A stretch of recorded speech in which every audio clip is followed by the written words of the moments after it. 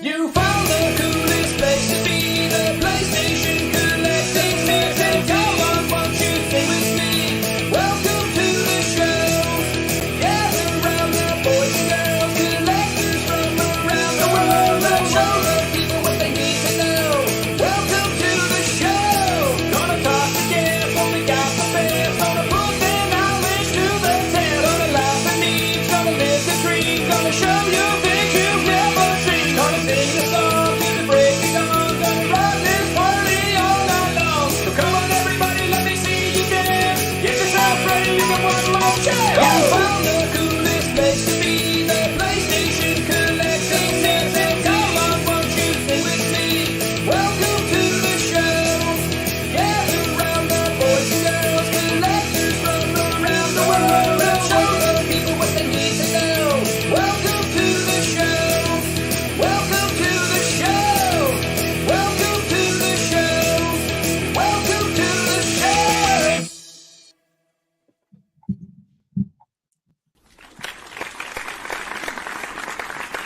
Hey. What's up, everyone? Welcome to the PlayStation Collectors Podcast, Season 2, Episode number 42. And tonight we welcome KAG to the show. What's going on, KAG? That's awesome, man. Episode 42, and I'm 42. Hey, That's awesome. That mixed in. There you go. Awesome. So if you're under the age of 42, 42, the number Yeah, come that's that special number from I forget the movie. It's a oh, 90s Hitchhiker's movie. Guide, Hitchhiker's Yeah, Guide to the Hitchhiker's Galaxy. Guide. The meaning, I think it's the meaning of the meaning of the universe. It might be 42 or something like that. I'm pretty sure it's 42. Dude, I love that movie. Not the movie, but the book. Dude, it is like, if I wrote a book, it would be that ridiculous. That's why I just, so good, dude. There's a million things in that show. That book's just amazing. Have you read it? By any chance? No? You guys I read it? watched the movie. I didn't read the Seen the book. movie, yeah. Yeah. As insane as the movie is, dude, the books are just even like that what's his name? Beeble Blocks. I can't remember his name. The president with the 3 heads or whatever in the book is completely insane. It's good stuff though. But yeah. Thanks for all the fish. KAG, so thanks so much for coming on the show, man. For everyone who doesn't know you, please tell us who you are and what you do. Yeah, absolutely. They call me KAG. It's short for King Ericon Gaming. I'm a YouTuber. Have my own channel called King Ericon Gaming, collector. And it's stuff you see behind me. I play every console. I don't show any favoritism at all. If I grew up with it, I'm playing it today. You know what I'm saying? Started off with Atari, but I never owned an Atari. I always played my grandmother's Atari. So she had the old school wood grain And one. it got the Atari. Did she have the, Oh, she yeah. have the wood-sided TVs too with the knobs Yes, and everything? Yeah, baby. Dude, and in the summer you'd be sitting on that sofa with the plastic. Yeah, gotta peel yourself off of it. But yeah, that's where it started at, man. So I've always been into it and kind of maintained it, and now just love it. Yeah, dude. Oh, we that's awesome, man. we had the same. We had in my basement. We had like one of those giant TVs, and you had to with the Atari. You had the forked prongs on it. This was like before coaxial. Even you had to like put it on the antenna, dude. And, like, Yeah, screw it in. yep. Oh yeah, Yeah, classic. And then you had the channel flipper.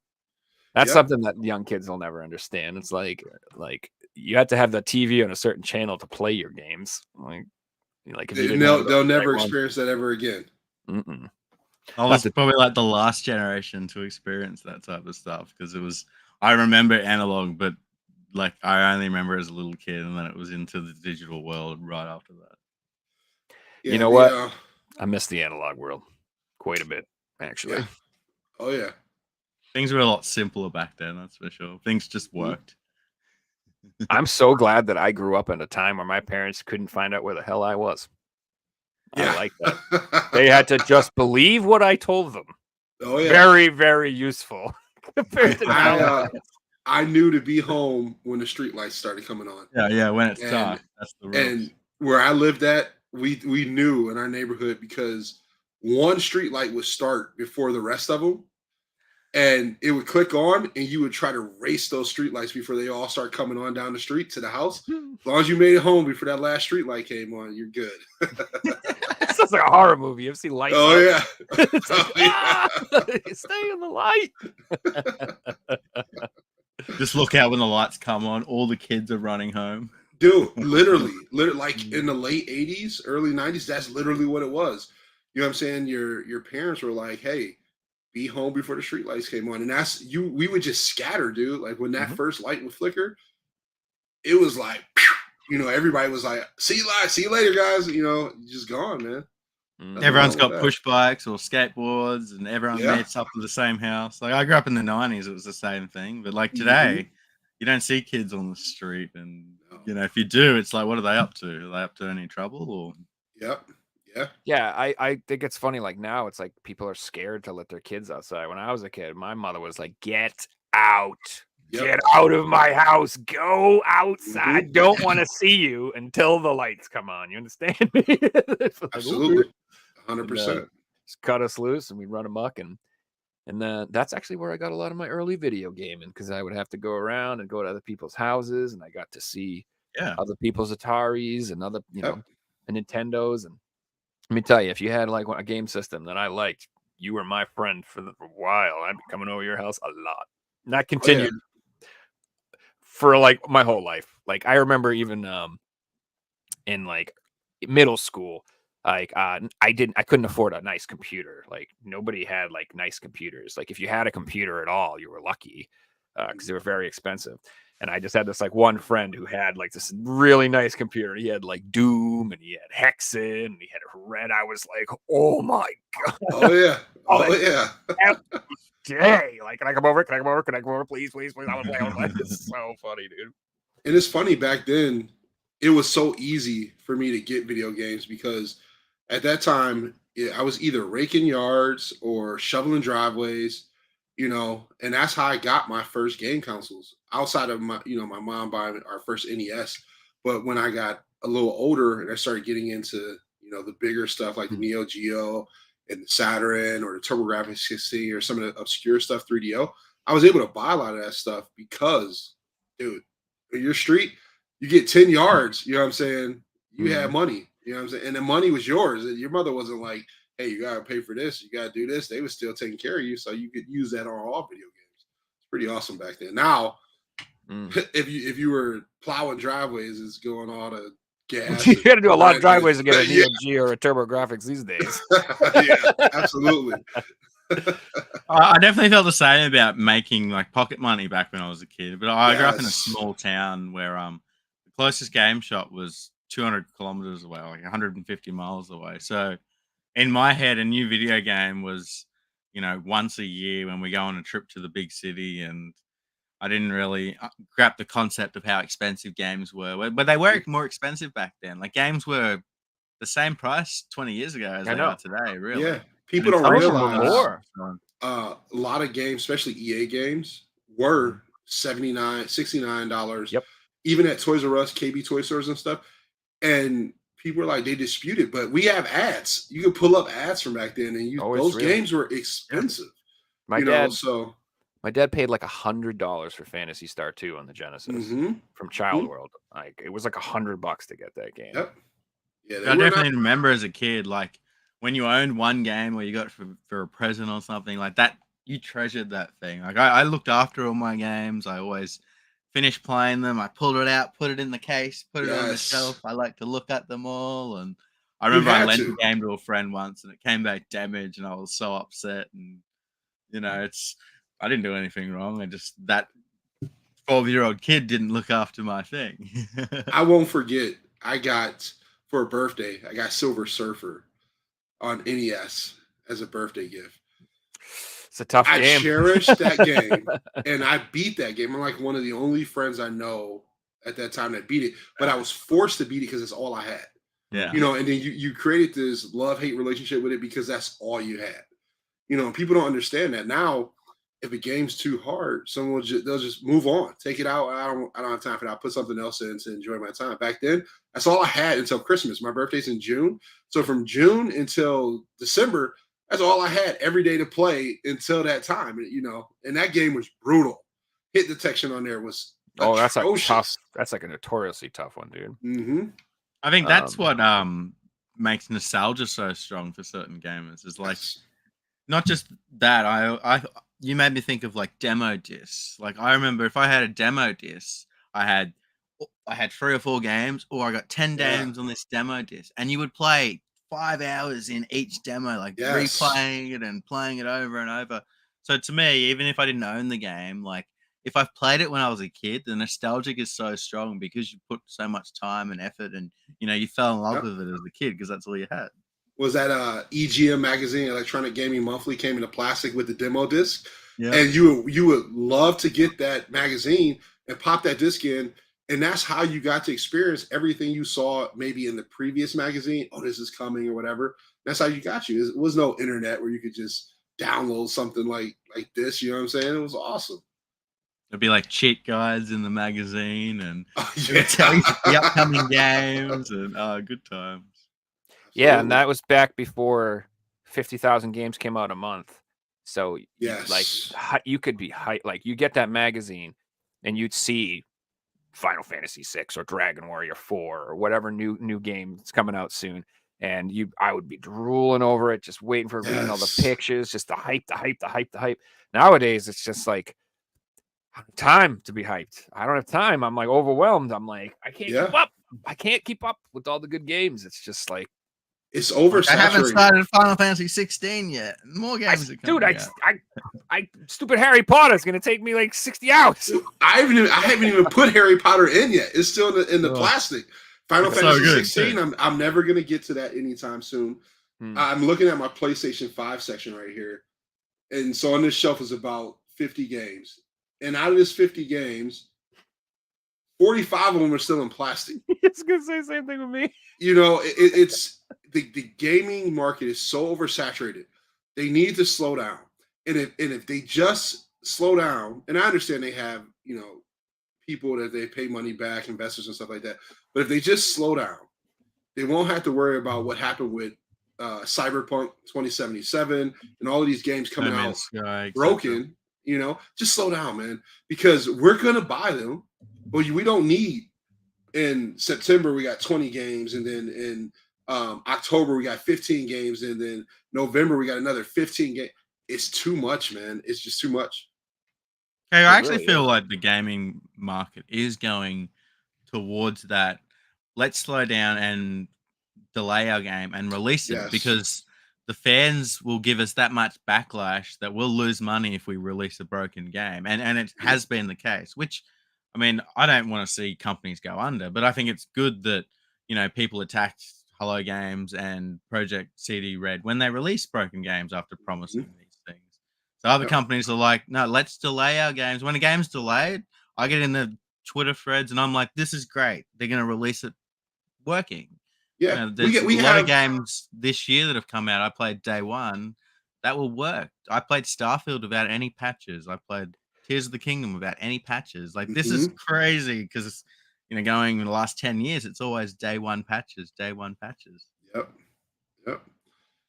Back when we were kids, we didn't have day one patches. Like, the game was finished, and if they wanted to upgrade a game, and you know who was notorious for that was we'll fix it on number 2. Street Fighter. How many Street Fighters do we have? Street Fighter 2, Super Street Fighter 2, Super Street Fighter 2 Hyper Fighting, Super Street Fighter 2 new characters, Turbo Champion Edition. There was like 10 copies. If they want to update it, you have to buy another game. You know what? I would rather it be like that though, because at least all the content's on that damn cartridge. Like, you know, I'm being a dead horse, but I'm anti DLC. I'm against it. People are like, why? It's just a bonus content. It's extra content. Because I'm like, it just ruins the whole. First of all, it ruins collecting. It ruins it because everything. It's not on the disc. It's not on the cart, and that in and of itself is frustrating. And then, not only that, if you do want a physical, now you got to buy it again because you got to buy the complete edition or the ultimate edition or whatever when they come out with that. And even then, they still might not put the damn content on the disc. Well, sometimes they just make you buy it again. You get a goddamn download code. I'm like, what's the point?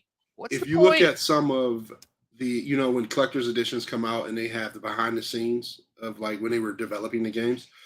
I've seen a couple when they were developing the game on the whiteboard. When they designed the game, there was developmental content, and then there was a bubble for DLC. So when they started doing the whiteboard for the game, DLC was on the whiteboard. It wasn't, this is the game and this is what the game's going to be. They were like, oh, this is what we're going to release to the consumer, and then this is going to be the extra income we're going to have here, and then this is the 6 month or year later income. When they develop the game, it's already in the mind of we're going to release you this, and then we're going to charge you more for this. It's never they're never like, let's just release this one game. I can't even think of a game that came out in the last 5 years that was just complete without any like. I believe Tears of the Kingdom isn't going to have DLC.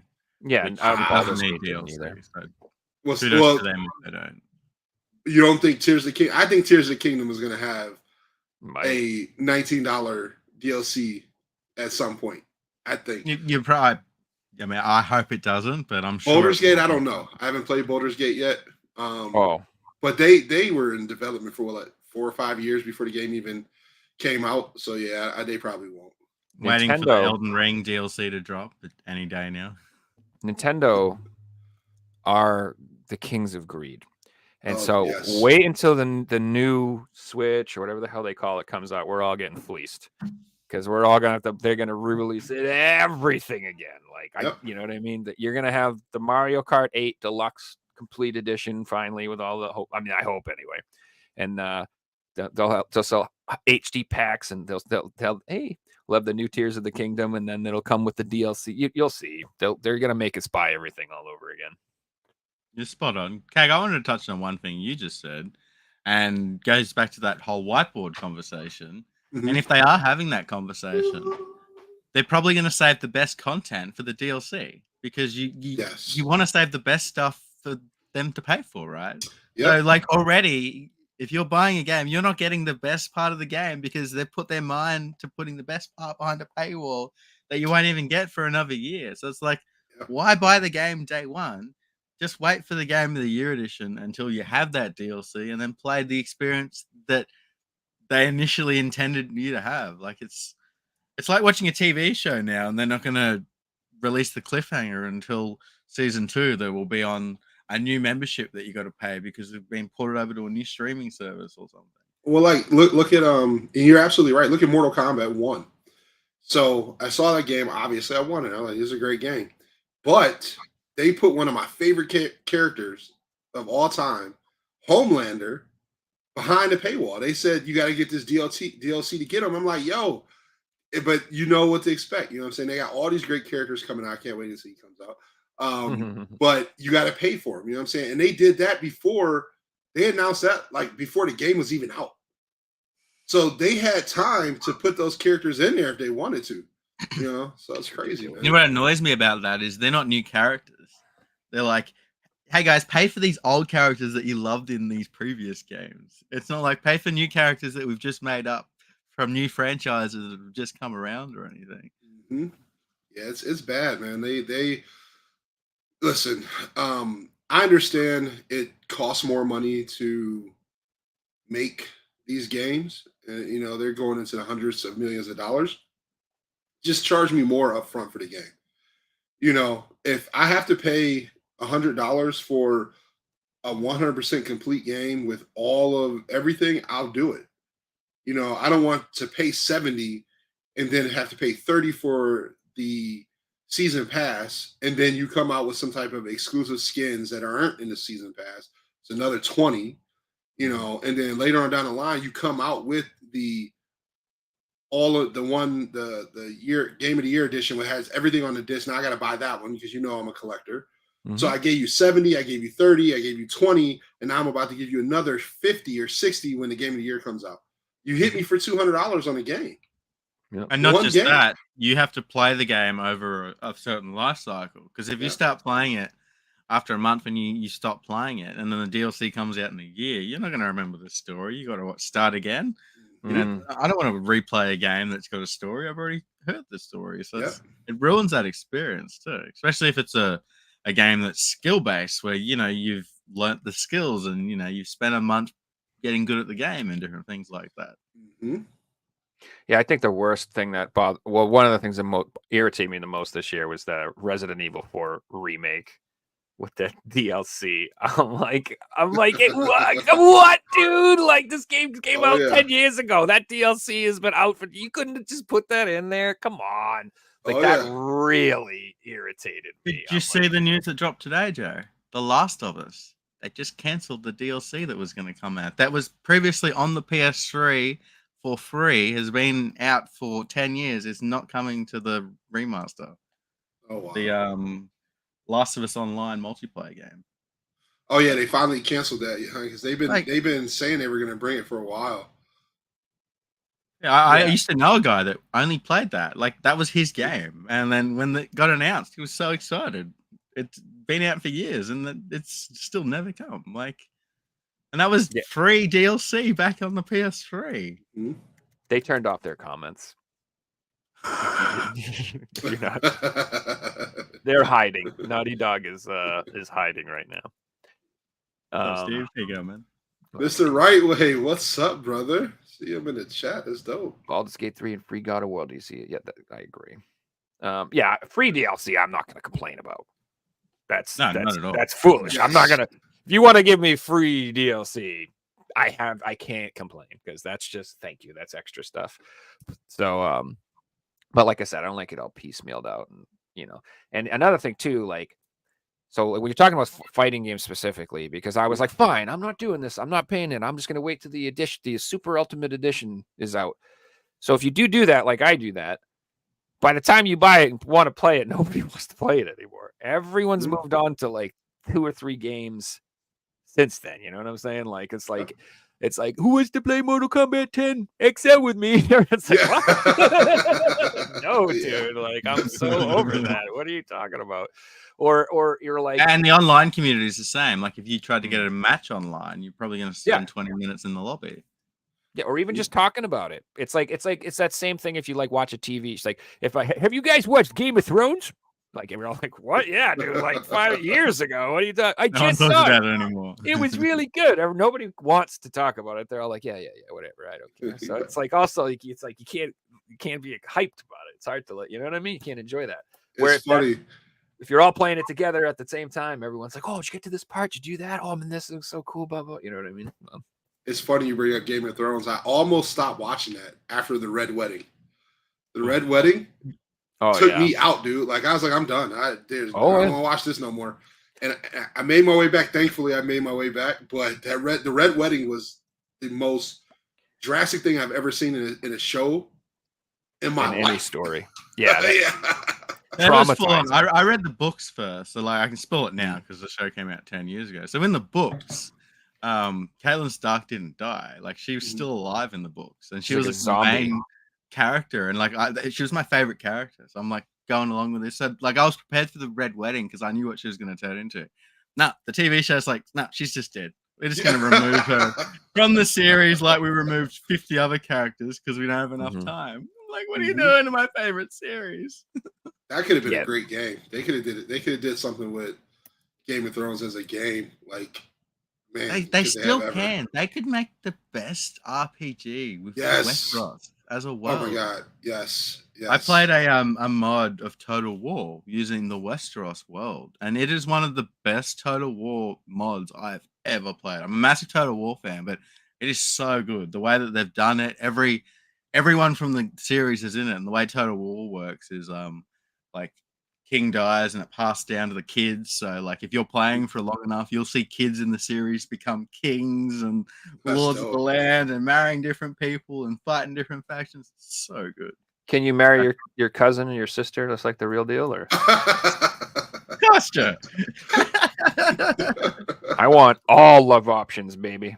Dude, just think about if they had a Skyrim mod for Game of Thrones. Dude, that would be insane. I'm sure they have a Game of Thrones mod for Skyrim. It's probably yeah.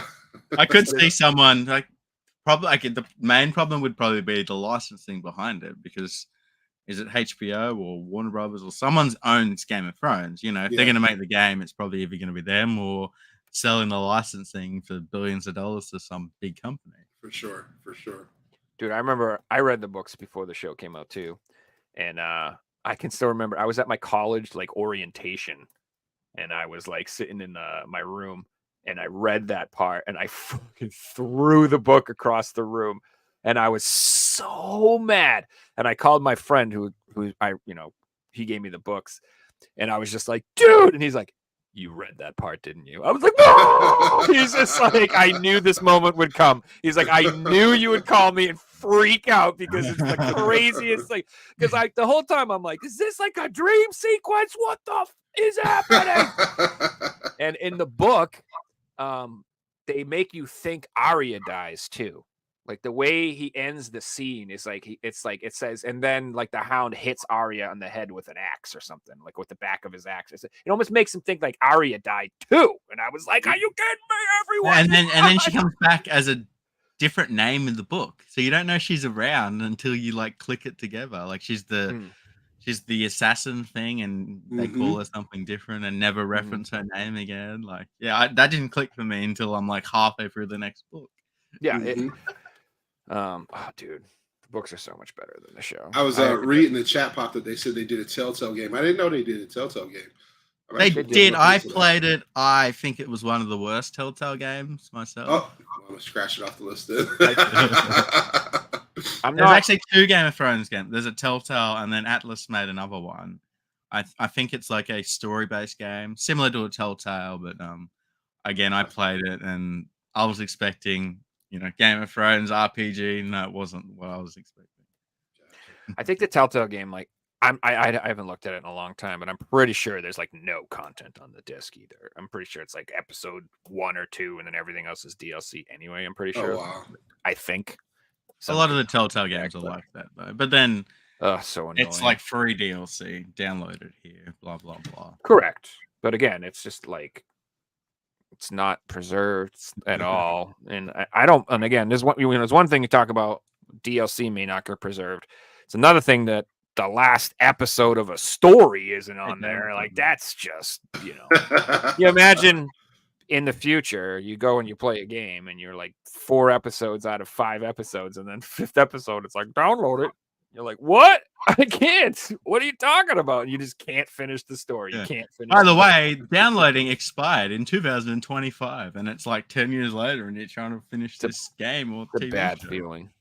That happened to me with that Home Sweet Home game. I don't know if you played that Home Sweet Home horror game. I know the game. I didn't finish it. That old. It's not that old, but it's like, stay tuned for the rest of it, and like it never came out. Well, look at what was the Crew, one of the earlier Crew games. They just the first one's the server's about to shut down. Yeah, here in 2024 is done. So if you bought that game and you pay for any DLC or anything, the game is just over. Like at that time, you can't even play it anymore. So. There's actually so many PS4 games at this point right now. Battleborn, Overwatch 1, Friday the 13th.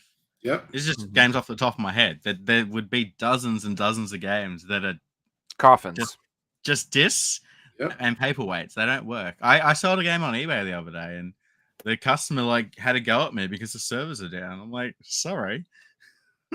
Yeah, what do you want me to do about it, man? Yeah, it's not my choice. They returned it saying the game doesn't work, but in the message they said, "Hey, I put it on and the server didn't work." The server's taken down. I thought you bought it for your collection. Sorry. Yeah, right. You should know that, guys, but it is what it is. Well, it's like I've got Friday the 13th online, and it's worth more than it used to be because of how collecting works. People want things that they can't have anymore and things like that. Mm-hmm. Well, you know what? That's so good. Hopefully, fans usually bring up servers later on down the line, so hopefully some of those like cult classics will get some type of fan server so that people can jump back in, because that's always really awesome. Hey, speaking of a game that was online only that we were going to talk about, let's talk about our thumbnail today, MAG, the online shooter from the PS3. It used to have over 200 people all playing online at once, and unfortunately the servers are down. KAG, you played Mag back in the day? I loved Mag, man. That game was absolutely insane. And it's just like, that's one of the games that I wish was still around to this day. And it would do very well today. Yeah. I And think so too. such a great game. If you've never experienced Mag, like go and check out some videos online. The game was so dope, man. Enjoyed that. I gotten so jealous watching those videos because it looks like so much fun. Yes. And talking to people who played it back in the day, like it's some of the best gaming moments from their like PS3 gaming life cycle. I'm so jealous. Oh yeah. And that's the type of thing, if Sony would focus on stuff like that and to put in their subscription service, that would be worth subscribing. So let's just, they could just put I don't need HD remakes. I don't need none of that. Just bring back a ton of those like online multiplayer games, Starhawk and Warhawk, and bring all that back and just throw it on there and be like, it's free if you get the the premium and you get the online. You can play with. And then you make it free and you put this thing in that skins. If you want to buy skins, play money. And if people get into your game, guess what? They're going to spend money, and you'll make more money from the skins having the game free than if you had people buy it. Look at Fortnite. It came out as a free game. It's up to be the biggest thing in the world. Well, Sony's going to have to do something because, as we already know, they just upped the price for PlayStation Plus significantly.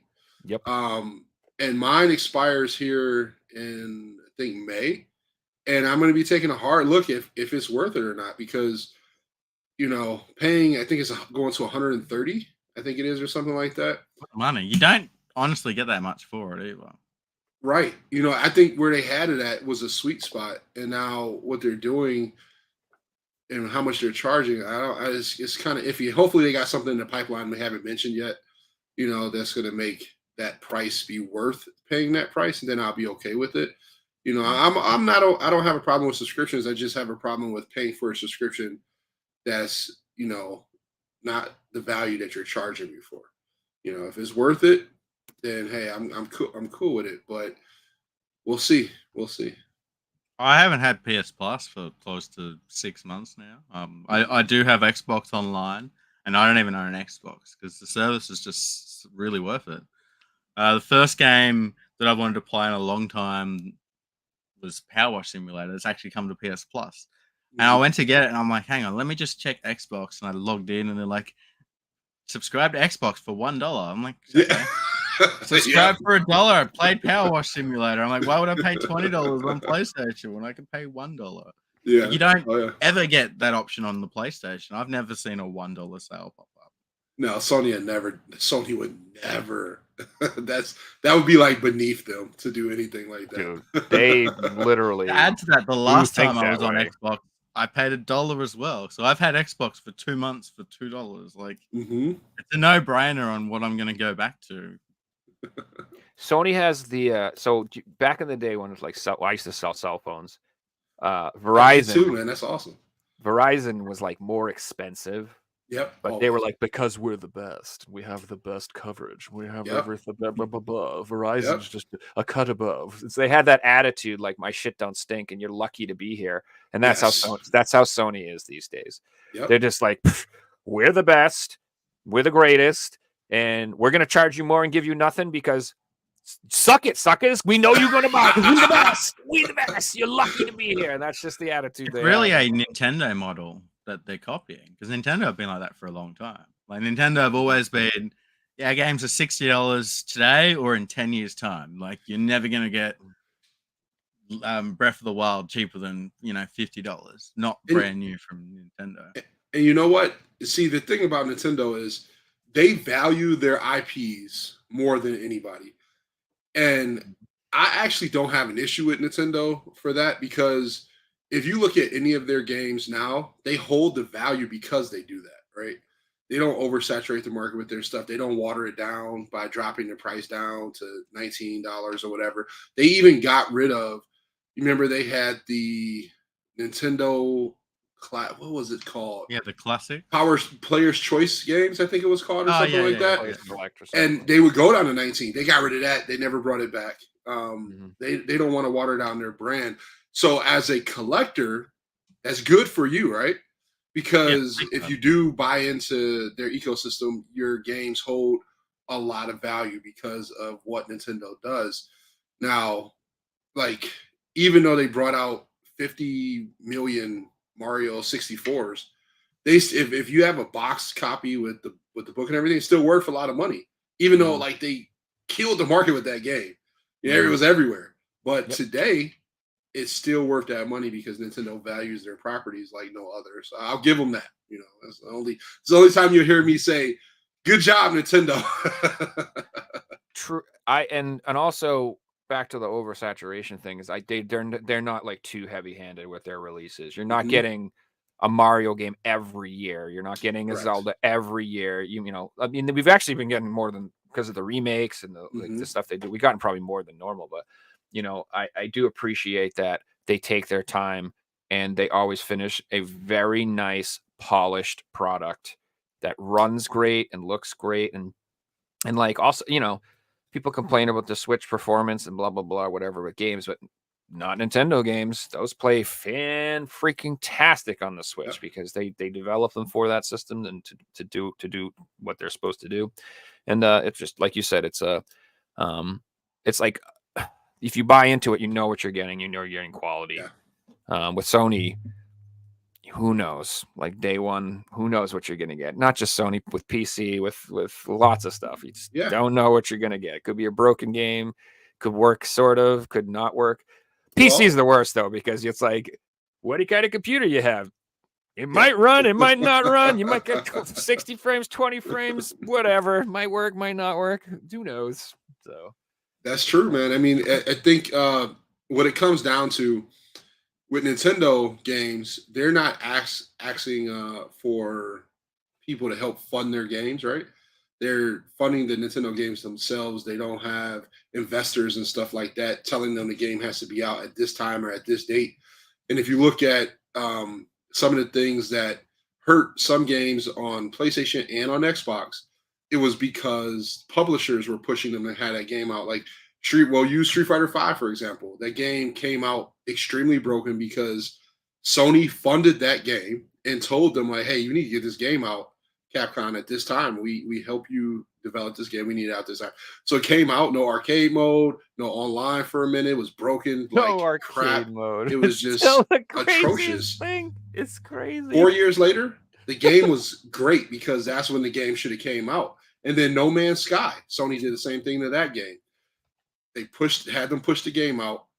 4 or 5 years later, that game is a masterpiece because it should have came out at that time when it was a masterpiece, you know. But most people played it day one and ruined the experience. Like, I'm not never went back back to it because I put 50 hours into this shit game that was broken. That, you know, and I remember that. And then Xbox, what do we get? This was a vampire game. I can't remember the name anymore because the game was Redfall. It was so bad when it came out. I was like, what is this game? Like, what's the identity here? Because there was like literally no heart when that game first came out. But look at it today. They put all the things, the 60 frames per second, all these things that should have been in there at launch, and now the game is playable. But you lost all of your day one customers because now they moved on to something else. Yeah. So it's just like, just sit on the game, man. Just sit on the game. It's not going to hurt you. You're going to make all your money back. You know, you have these corporations that, oh, we have to make these quarter numbers or this and this. It's like, it's a number game and it kills gaming. I love that the buyers, us, are pushing and have pushed that hard that companies don't want to do that anymore. I've learned that if we do this, it's going to backfire. There's a saying that a delayed game's a delayed game until it's released, but a bad game is always a bad game, even if they improve it. Yep. You know, it's hard to change the public's conception behind a thing. You can delay a game for 2 years. It's going to release at some point, and the hype's going to be there on day one. Yep. Well, look at Baldur's Gate as a prime example. You know, work on it, put it in early build or whatever, delay it, and then when you get it, you get an amazing game of the year game that everybody wants to play. So, speaking of, I started Baldur's Gate 3 this week. And I'm having a great time. I didn't look at anything going into the game. I didn't really know what to expect. It is different to what I expect. I'm only 5 or 6 hours in because I've been playing it late at night, but I'm really enjoying it. If you guys haven't played it, it really uses the Dungeons and Dragons tabletop inside the game. Like you'll have choices, and you want to pick this option, but then to pick that option, you've got to roll the dice, and you have to, beat that number to get the option you want. It really incorporates that whole tabletop thing. It Oh, uses turn-based combat really well. It's one of the best turn-based combat RPGs I've played in years. It looks overwhelming at this point because I'm only 5 or 6 hours in. So I'm looking forward to like putting 20, 30 hours into this, like breaking into leveling and characters. I can't wait. You guys touched Baldur's Gate 3? I have not. I have such a long list of games that I have to get to. It's on the list though. That, like we were talking about, Hogsworth. That's still on the list. Final Fantasy 16. I bought RoboCop. Yeah. Still haven't beat. I gotta play that one too. What else? Alan Wake 2. Still got to make my way back to Starfield. I need to finish Starfield too. Man. Yeah, I'm like 150 hours in, still not. Yes. Only thing I beat was Spider-Man 2. I platinum Spider-Man 2. And then that was like it for a while. So I got a laundry list of games that I want to get to, man. It's like that. I wasn't gonna do it, but after it won Game of the Year, I could just say I'm playing Baldur's Gate. I'm sorry. If it's Game of the Year and I've played Starfield and I've played Hogwarts Legacy and I've played the new Zelda and I've had the best time in those 3 games and it's better, then I gotta play this. Also, too, that was one of those games where at first they weren't sure if it was going to get a physical release, and they ended up doing the Japanese release. And I think is the PAL one just a collector's edition, or is there collector's edition? But I mean, there's no standard, right? Correct. But there's no. Yeah, so it's one of those things where like I want everyone to order that Japanese copy in that collector's edition if you can. Like, if a company's sitting there like, I don't know if we should do a physical. Everybody buy it, please. So they go, oh shit, yeah, we should definitely keep doing a physical. Look at all of this, because I just want to add something. If you want to play it on PC. It feels like the type of game that wouldn't port over really well to a console because there's so much involved. Does that make sense? Like, there's so many different options to click. I've got a controller that I play most of my games on. I'm playing it with a mouse and keyboard because it's too full on. Like, yeah. So I mean, I don't know, but I just like I said, I just like the Alan Wake 2 people, like I didn't buy it because I'm kind of boycotting. I'm holding out. I'm not boycotting. I'm holding out of spite. I'm like, no, someone's gonna put out a physical. I refuse to believe it. Well, they won't because the company said no. Like Nordic Games offered to do a physical, and they said we don't want one. There's an application. Okay, so this is the reason why I bought Alan Wake 2. I'm gonna try to pull it up here. It's an app you can put on your phone called Game Flip. I don't know if you guys are familiar with it. It's a relatively new app. They're actually going through an investment round that I just noticed. But on that app, I got Alan Wake 2 for $18. So if you see here, it's a damn good deal. Let me see if I can get that closer. I like buying digital when it's cheap. $22.75 right there for Alan Wake 2. That's pretty good. And you can buy it right through this app's digital code. And that's why I bought it. That's why I bought it digital, because I could use that app and literally get it for a great price. So I had no problem buying it digital because of that. Mm-hmm. And it's called Game Flip, and it's so awesome. Do they have games for, obviously, they don't have games for PlayStation because PlayStation did a sucky move last year and told all developers that all games have to go through the PlayStation Store. So that's why you don't see codes anymore unless it's like in the box or whatever. But it's still going through the PlayStation Store. Okay. So then you're right, because at my local shop they have Xbox and Switch codes, and I don't recall seeing. But they're getting sued. PlayStation's getting sued right now over in the UK because of that.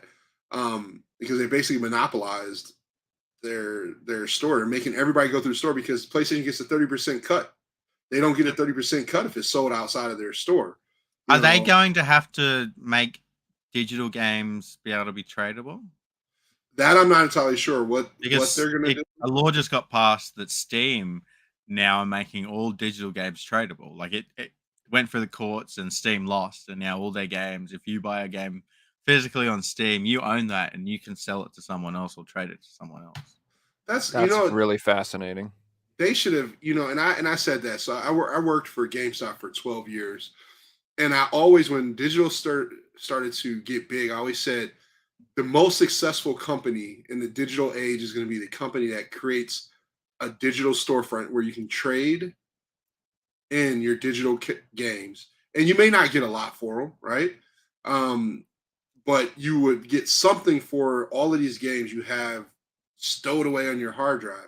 And I still feel that way. The first company that comes up with that digital platform where you can trade in your games for new games, regardless of the dollar amount, they'll do what GameStop does to you and give you pennies on the dollar. But for reasonable amount. Create it. Yeah, create that store, man. And then people will actually look at preservation and digital games a whole lot different, because now they have control over their purchase instead of it being trapped on your ecosystem and having no value whatsoever. So they need to. I might cop flag for this, but I referenced when NFTs became a thing. I brought up a point that video games could become NFTs and you could own them as in a physical sense. You bought that game and then you can see the game in a physical world and you can do things with it. You can sell it to someone. If you want to sell it cheaper than what it sells for, you can do that because you've bought it and you own it. Yeah. And it may be a thing one day. And you brought up a really good point, KAG, a marketplace doing that. And then if you look at Steam, well, it already has a marketplace in terms of digital items like skins and things like that. There's a full marketplace on Steam, and it's got there's millionaires on the trading items. It's not CS:GO $100. There's tens of millions of dollars worth of trading that happens on this website. And Steam could make money.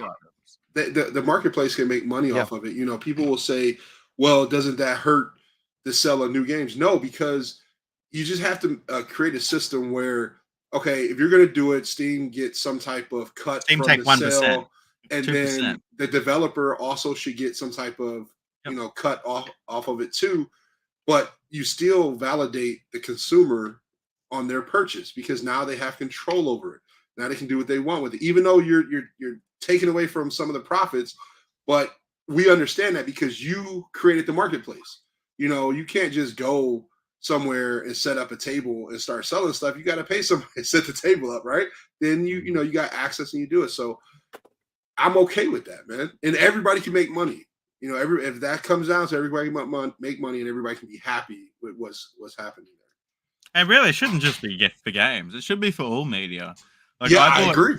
I bought songs on iTunes 20 years ago that I still have on my iTunes account that are still on my phone because I paid for them. They're always there. And it's like these songs I bought when I was a kid. I want to sell them back. Even if I'm getting 10 cents. I don't want them anymore. You don't want to listen to Limp Bizkit anymore, bro? Chocolate starfish. I know what you want to sell back. Oh, yeah. Puddle of Mud records. And I'm just kidding. Sorry. Now the biscuit stays. And I was agree at with you one age 100%. that actually like Fred Durst. Hey, I like their first album. I can't deny. I like that song. The internet doesn't like him. Oh, stuck. Get your hand on your brain again. I love that shit or whatever. It's an interesting concept to talk about because, the court seemed to ward in favor of this is ownership and these that's correct. Well, I wanted to bring up another thing. Did you see that Fortnite won their suit against Google? Yep. You see that? That's another massive sea change. So that was pretty much like you said. PlayStation cornered the market on the UK. You can only buy stuff through the store, so they take a cut. Same thing. Google was like, nope, you can only buy and sell through the Play Store, and they take like 50% or something, like some completely obnoxious. And so Epic was like, we're going to make our own storefront and we're going to process our own and they were like, if you do that, we're going to pull your game from the store and you're not going to be able to sell on Google. And they were like, what the freaking hell? And then so they sued them and they just won. So that's what happened with Apple too. You remember? Yeah, it happened with Apple. Apple pulled it. They pulled it from the App Store, and Apple was like, you have to go through us. You can't have your own app. Maybe it was Apple store. No, it was Google too. Google. They won against Google, so Apple's probably shivering in their boots now because they set the precedent now that we can do this, and you can't do anything about it. So it's gonna happen. It's great too because Yes. it takes away the monopoly of them taking everything, which is it. They shouldn't have prevents control over innovation and what different people things can like and that. can't buy. That's Yeah. freaking wrong. Like that's like that'll be like how they want to ban X or Twitter because of Elon Musk. He's such a bad boy and everything. Like take away the power for them to just be able to decide who is allowed to buy and sell in this country. That's like biblical revelations type shit, man. Like who is allowed to, like, that's one of the marks of the beast. It's like seriously supposed to be like you're not allowed to buy or sell without the mark and blah blah blah blah and all this other crap, which I'm not into. I'm not like a religious guy at all. But that's some creepy level stuff. And like Yeah. that they shouldn't have that much power. And one should control that, have that much control. That's if you think about it, a game, the MSRP is $70 for most games, right? $60. And as soon as it comes through, if it's digital, they're getting 30%, right? So Steam or Microsoft or Sony are getting 30% right off of that sale. So they're eating $21 off the top. Okay. And then all the money they have to pay back to their employees, to shareholders, to marketing and all. Like, how much are they really making for a game? They're not making as much as you think. People just see the $70 ticket, and people complain about the $70. But then, like when I worked in retail, when I would see our P&L for GameStop, we would be buying, like for Madden, because we bought millions of copies of Madden, we would buy Madden for $42 from EA. That was the base cost because we bought so many. So the game came out at 60, we would get it for 42. So we would sell it again for 60, but we were only paying EA 42 for it, but we would go back and sell it for 60. And then you would trade it in and we would sell it again. We would give you 20, we sell it for $54.99. So they were making tons of money on it. But the consumer only cares about what has to come out of their pocket, but they don't care about what the developer has to do to get the game to them. So and GameStop aren't making $18 a copy. That's $18 before you take in wages and the cost of electricity and the cost of rent. And what if one copy gets stolen? That suddenly rises the average price to $42.50, or one copy gets damaged, or a shipment goes lost, or suddenly the price goes down, then the profit margins drop even more. And or old Billy's whacking off in the back room again on the games. Yeah. Or what does happen is the new game comes out the following year, and if you've still got 50 copies left, you've got to sell them at a loss, and that happens as well. Yeah. Oh yeah. You would a lot of stores though, when a game goes like when it gets old or whatever, they sell them off to stores like not games per se, but even like clothing and stuff. Game stores like TJ Maxx, Marshalls, and stuff like that. So they would send these RMAs down, and we have to box up like all this stuff, and you would wonder where it goes. Like we thought it wouldn't get destroyed; it would just go to like these smaller stores. They would sell them to them at like a certain cost, a bulk cost, and then they would get them. That's why you would go to Five Below or like a dollar store, and you'd be like, "Why does that have PlayStation games?" Oh, because they bought them from some company that just a massive amount, for a discount cost, Which I'd be down with that. It's like you can buy like pallets of games systems from places and stuff like that. You ever see what's that? I've seen a YouTuber who does videos about that, who like buy a pallet of Xboxes and like Jacob Amazon. Jacob R. Yeah, I think that's who it is. I love his channel. Dude is awesome, and he just bought like 4. Yeah, the 400 Xboxes. Yeah. Yeah, that's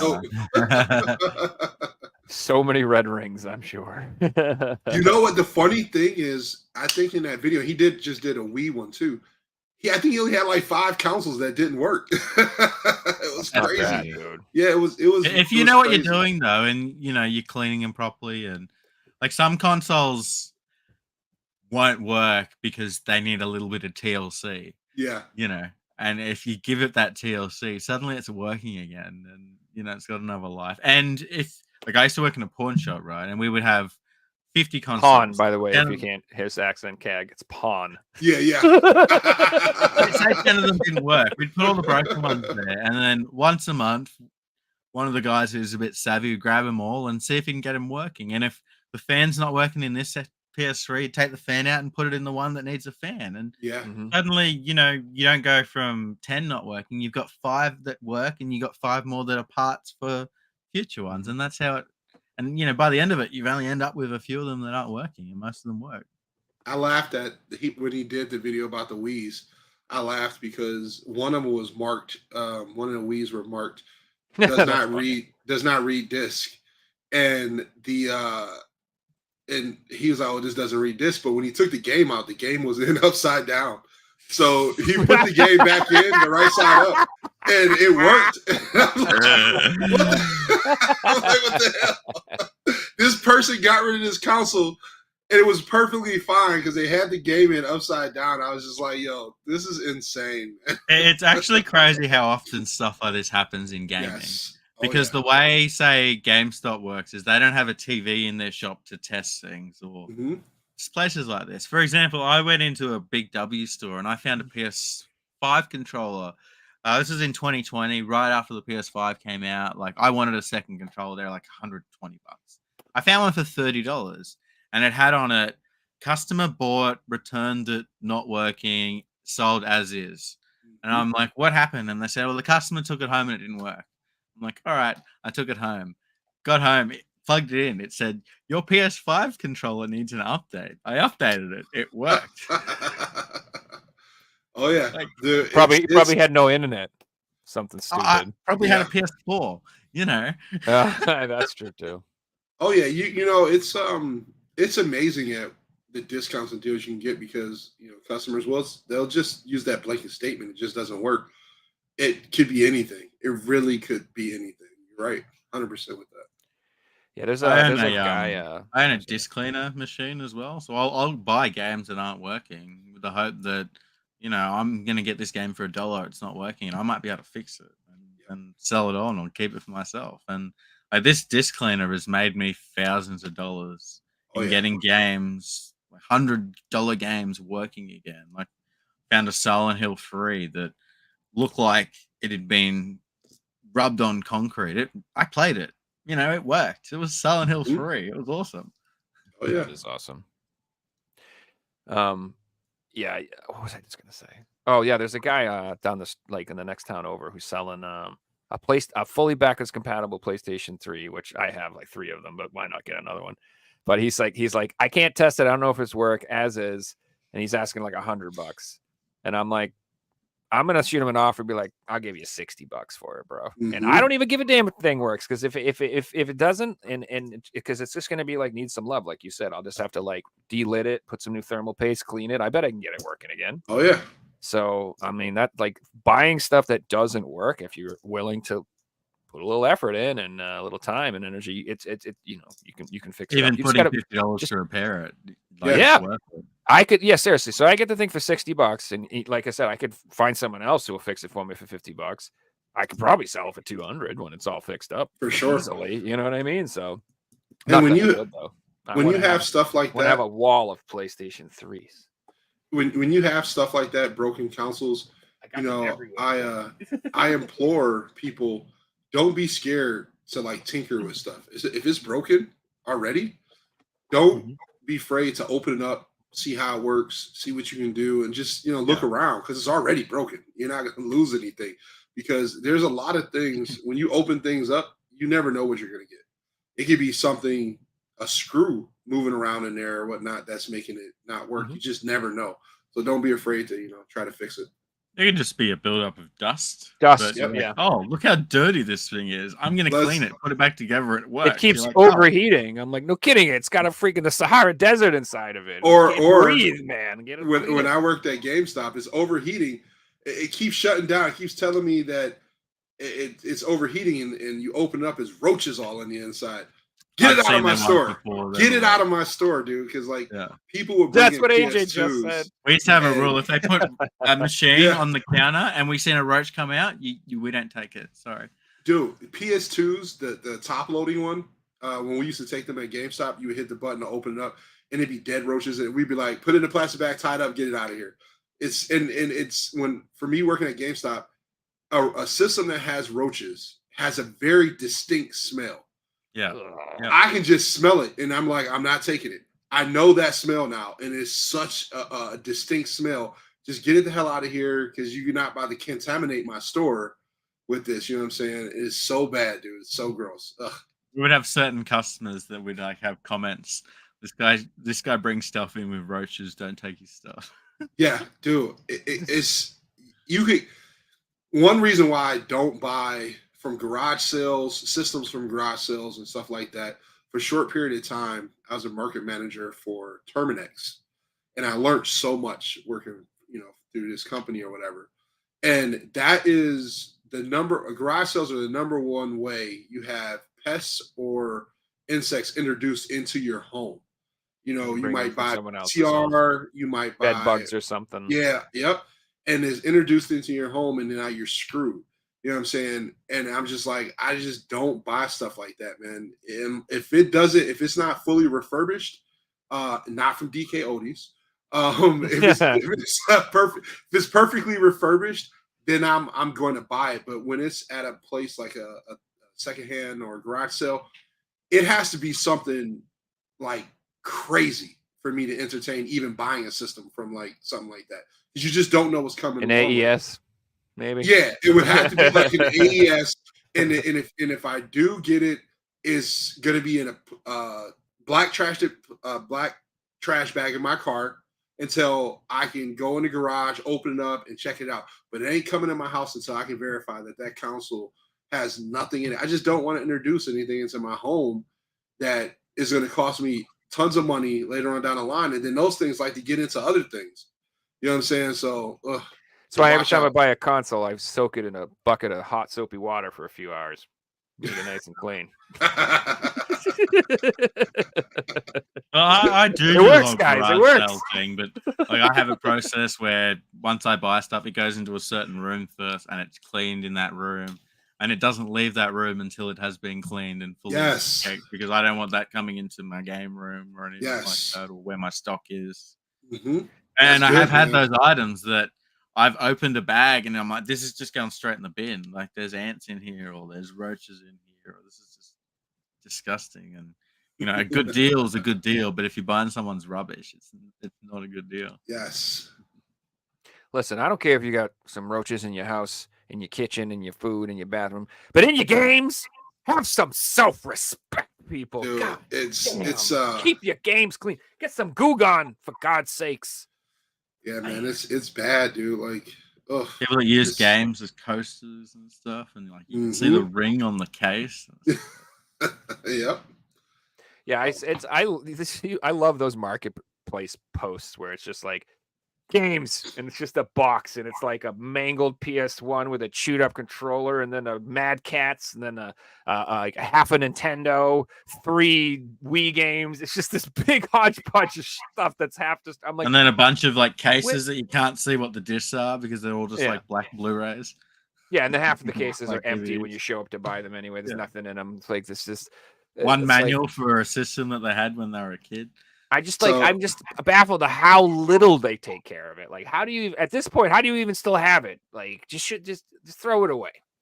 I just saw how to see the chat, so don't laugh at me. So I popped it up. I was looking at the private chat, and then I saw as an area for the comments. I didn't see that over there. I just wanted to respond to D Street. He was asking, how did the customer respond after being told know about their roach nests in if you remember. So we would just tell them like, hey, we can't take this. We don't take any systems that have bugs in them. And they'd be like, what bugs? And I was like, well, there's roaches in here. He's like, what? They would always like be defensive and be like, they didn't know. Yeah. And I'm like, dude, you know, like if you got they're not the only roaches in your house. Yeah, right. Like if they're in your system, dude, you know you got roaches. But we would try to give it to them like, easy, because you don't want to embarrass anybody. You say it quietly too. You say it quietly. You don't want to embarrass anybody, because in certain situations, if they stay in an apartment building, it may not be their fault. I mean, you never know. I mean, but it could be in a storage unit or something. It could be whatever. Or so it could be in an attic or a basement. They just haven't looked at it in a long time. A lot of people keep old stuff in the garage or something. You know, Yeah. it's in an area where the roaches can get in. There's boxes, there's different like Mhm. that. Yeah, so you don't make them feel bad about it, but you just let them know, hey, we can't take this, because it could end up going home. We're gonna sell. Back then, we would sell our used consoles immediately. We would try to clean them, and it didn't go back to the warehouse. Now GameStop has a process where it goes back to a warehouse, gets refurbished. But back then, the early 2000s, mid 2000s, we sold them immediately. So we're like, we don't want to send this to someone's home, and then now GameStop's liable for it. Mm. So yeah, that's why we did that way.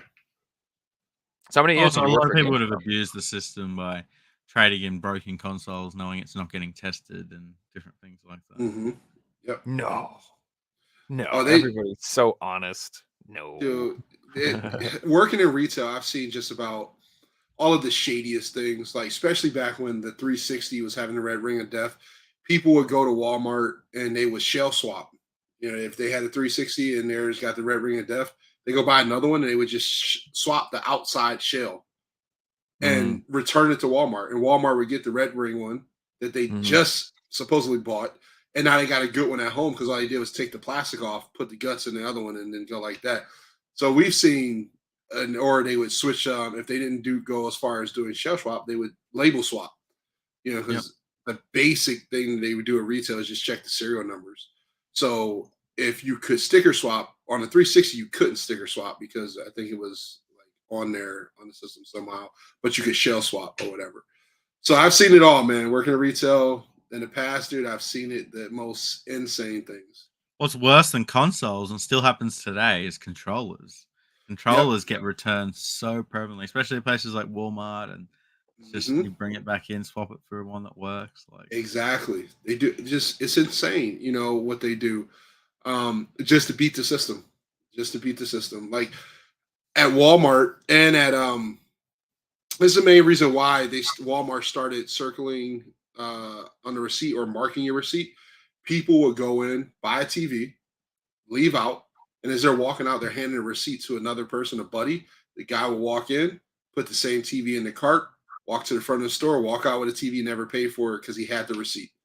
But it wasn't the receipt for that TV. It was now they got two TVs for the price of one. So Walmart said, now we check your receipt, we mark the receipt. That means you left already with this TV, and that circumvented what they were doing. So it's a lot of shady stuff out here, man. Yeah, that irritates me because I hate when they stop and check my receipt when I'm leaving at Walmart. I treat them poorly when they do that to me. I'm like, oh, you think I'm stealing today? Oh, okay. You think I'm a scumbag? Well, maybe you're a scumbag. Go ahead. You can check my receipt, you freaking jerk, you stupid ass. I give them tons. Do you want to see all the stuff I stole from the other store that I got a receipt for too? Yeah, exactly. Like, you want to check my balls, bro? You want me to pull down my drawers? You want to take a look? Like the register goes off because you've got something else in your bag that you bought from somewhere else. Or you tell them, hey, I stole this stuff because I had to do your job and ring myself out, so don't feel bad. Well, I used to do loss prevention for a long time. I worked as a security officer, and that was the biggest no-no. You never accuse or stop someone unless you know for sure they stole. You would never ever be like, hey, can I look through your pockets real quick? Hey, can I see your receipt? I just want to make sure. We would never ever do that. Like, if we stopped you, you're getting arrested. Like, you stole. Like, and even then we didn't even want to. Proof, we would give people witnesses. We have this. We would watch them steal on camera, and the first thing we would do is we would page on the store. We would say security to the front of the store immediately as soon as they stole, because 90% of the time the person would just be like, whoop, take it back out, put it down, and then they would leave. And then as they would leave, we would stand at the door, and I'd say, hey, you have a great day. Thanks for coming. And they'd be like, oh, yeah, thanks. And they'd walk out, and that was it. But sometimes they would just go for it, and that's when you get tackled, baby. Because back in the day, we used to actually stop thieves and we would arrest them, which I've watched videos nowadays, and apparently that's not what happens anymore. Now they just take a dump on the security guard's fucking face and they give him the finger, and the security guard goes, okay. They don't do anything. It's just let people steal. It blows my mind. The people that stop them is like the general public these days. And that's because the reason they don't stop anymore, because They'll sue you. they'll sue you, and for that $200 or $300 you lost, you could end up losing $100K behind a lawsuit, because if anyway it cut, even though they're wrong for stealing, they could get a good lawyer and say, hey, you hurt them, you mess up their shoulder, they can't work now, all type of scummy stuff if you get a lawyer that's scummy enough to do it. So yeah, they don't stop anybody anymore. I think it should be a law that if you are in commission, if you're during a commission of a crime, you have no guarantee to safety whatsoever. I literally think people should be able to kill you. I agree. You should be able to pull out a shotgun and blow someone's head off for stealing from you. No questions asked. If you can prove they stole, you should be able to just end their life. I think that's the way it should be. I really do. And I know that sounds harsh. And I don't mean like a 4-year-old that stole a pack of gum. I'm not trying to be, what, grandma, you forgot to scan that bitch.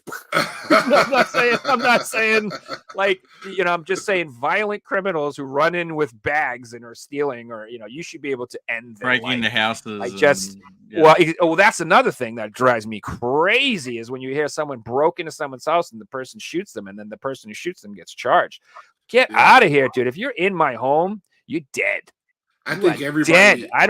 I don't care what I don't care what the reason is, why you're here, your sob story. I don't care how bad your life was, and I don't care. I do not care. You are dead.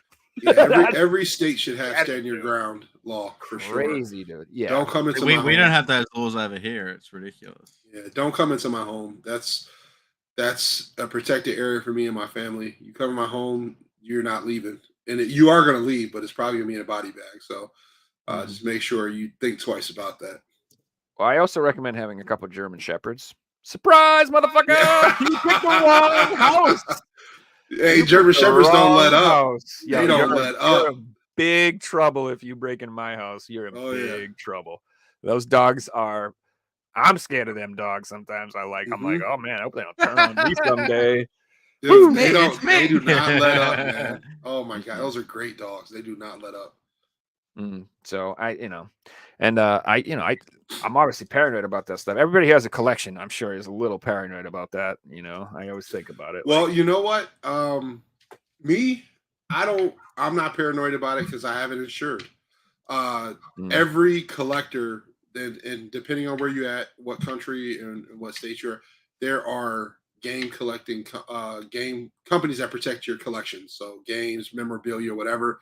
I highly suggest insuring your stuff, dude, because you just don't never happen. Like you could have a fire, you could have water damage, you could have anything can happen to your collection outside of stealing it, right? Because if someone breaks in your house, they're not going to steal your whole collection. You got to be gone for a long time. They're going to steal your consoles forever. Yeah, they're going to steal your PlayStation 5 or your Xbox. They might take a bunch off the shelf. They're not. Yeah, they take might take every something. Game. Exactly. Yeah, so you'll always have that. But you always want to protect it against other things, right? Yeah, it's fires and floods that are going to definitely look it up. This is what I suggest everybody do. You get a really nice glass case, like top of the line. Like get some nice lights and some really nice stands, and then put in Superman 64.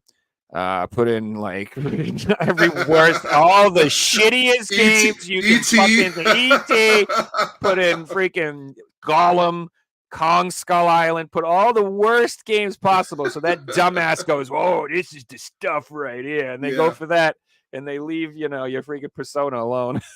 Right. And you're right. Like the high-end games, just keep them spined in your shelf. You know what I'm saying? Because when you bring attention to high-end stuff, that's when high-end stuff gets nabbed, right?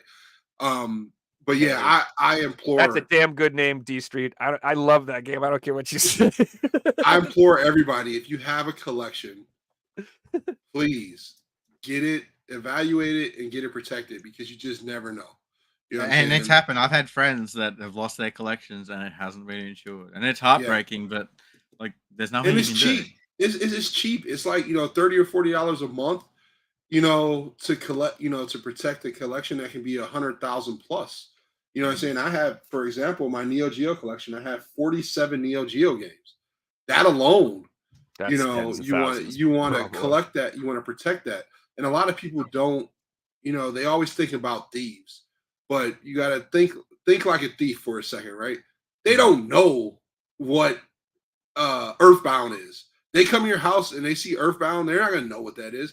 And if they do know what it is, it's somebody from the community that broke in your house and that probably knows you. But just a thief, an everyday thief, they're gonna come in, they're gonna take the PlayStation, they're gonna take the Xbox, they're gonna take things that they can sell really fast they know about. They don't know about the obscure stuff. And if somebody comes in that does know about this, so you come home one day, right? And they're definitely your not taking house- Poop Slinger, I'll tell you that. your They're house like, got broken "Poop into, Slinger." right? All your expensive And games are gone. Yeah. all your expensive stuff is gone. You know, it's You've been robbed somebody by a that, collector. yeah, you've been robbed by a collector, or somebody that knew you, or somebody that knows what you have, or whatever. And it's gonna be so easy to find them Yeah, because exactly. a regular smash and grab. You just told this person how much all this stuff's worth. That's Exactly. the person that robbed you.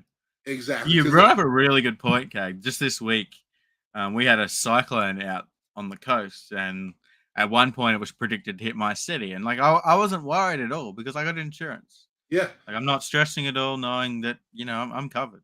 Yeah, cover it, man. It's cheap. It's so cheap, man. Pay it off for the whole year. That's what you get income tax every year, right? Pay it off for the whole year when you get your income tax. It's like $300 or $400. Just you won't even think about it. So now you can live that whole year worry free about your collection. You ain't worried about nothing. I can go on a trip. I can do whatever I want, and it is what it is. You know what I'm saying? No. Don't worry about that. We all know that the number one danger to all collections isn't thieves, it's not fires, it's not tornadoes, it's women. Exactly. You better watch out. It's either wives or crazy girlfriends. Oh so man, you're gonna piss them off someday, and He's they like, know I'm selling it all for $1. they do know what your babies are. They know how to hurt you worse than Oh. anybody. They know they know my blood will tell is the one I'd cry about, and that's the one they'd fucking go sell. And they'd be like, I traded in for $5, bitch. They won't even sell it. You'll come home and it'll be inside the tub. The tub is full of water. You'll be like, you should have sold it. Oh my god! At least I could have got it back. Why isn't Joe I've seen the videos online, and it breaks your heart when you see it. Oh man! Like even just the ones where they get the console and they smash the console. It's just like, why are you doing that? Like, doesn't even have to be about gaming. Like when they key cars or different things like that. It's just like, oh my god! Yeah. I'm so glad. People that destroy things in fits of rage. Yeah. Not only that, not even if they destroy it. Like I saw like a reel or something on Facebook where some girl put a padlock on the dude's Xbox plug, so he couldn't plug it in the wall. Man. Oh, that's like shady. right through the hole, so you can't plug it in. I'm like, oh my god, that type of shit, that would drive me crazy. So my girlfriend wouldn't do that because she knows I would take that shit to a whole nother level. I would be like, oh, I can play this game. Well, you're locked out of the house in the middle of winter. World War III. Hey guys, I think it's time that we play Figsy's quiz. What do you guys say? Yeah, all right, let's do it.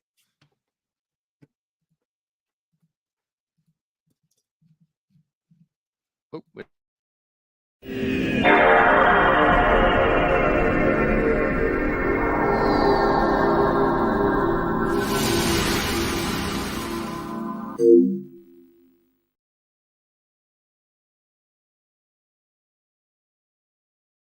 We should get some some fun little stock music to play during this. Like, I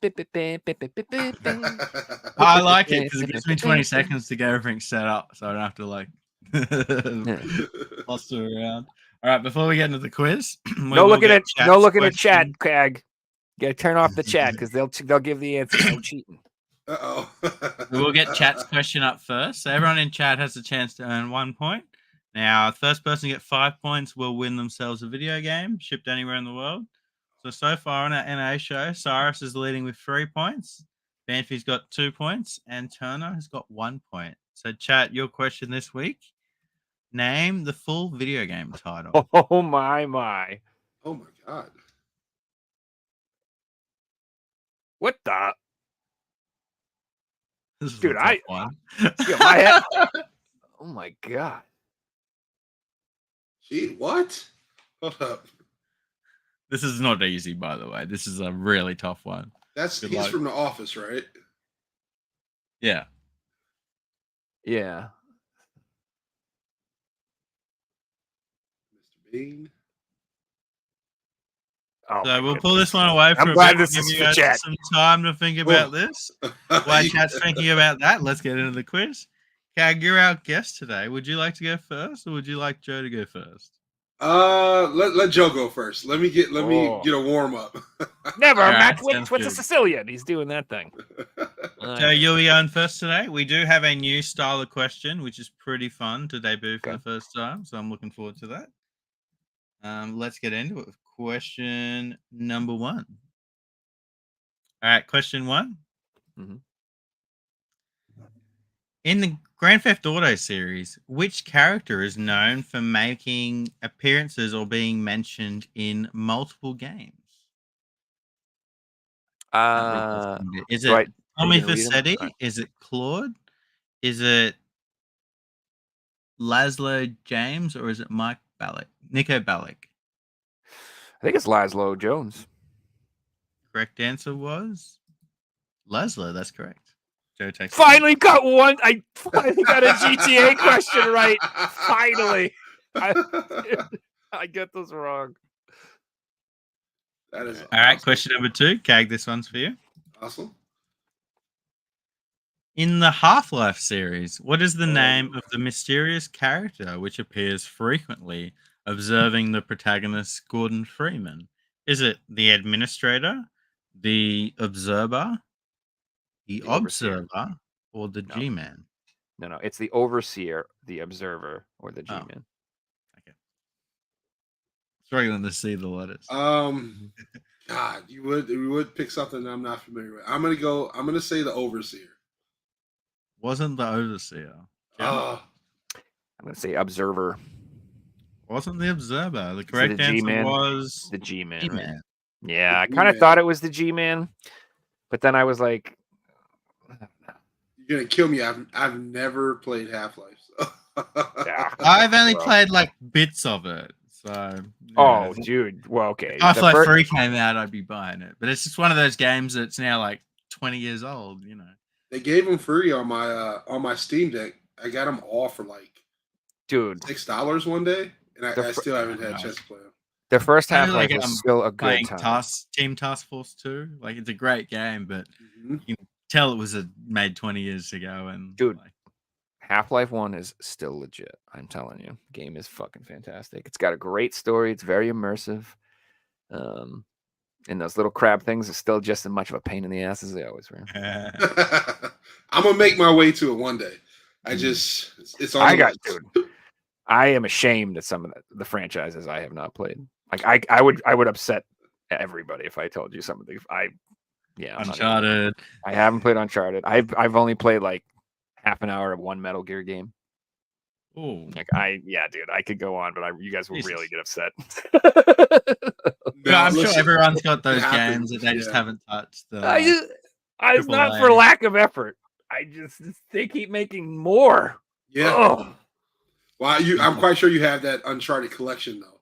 Of course, Oh, I own yeah. all of everything. I'm not Yeah, saying I don't own them all. It's constantly like when you like. I laugh when you were like, I got 50 PS5 games and 45 is sealed. I'm like, Yeah. if I like one, I think 44 of mine is sealed. Oh yeah. All right, let's move on to question number 3. Joe, this one's for you. All So, right. Joe, I'm going to show you part of a special controller. What console is this controller for? Oh. It's Trivial Oh. Pursuit. I'm gonna say the Wii just because it has every goddamn accessory known to mankind. Wasn't the Wii. Kag for the steal?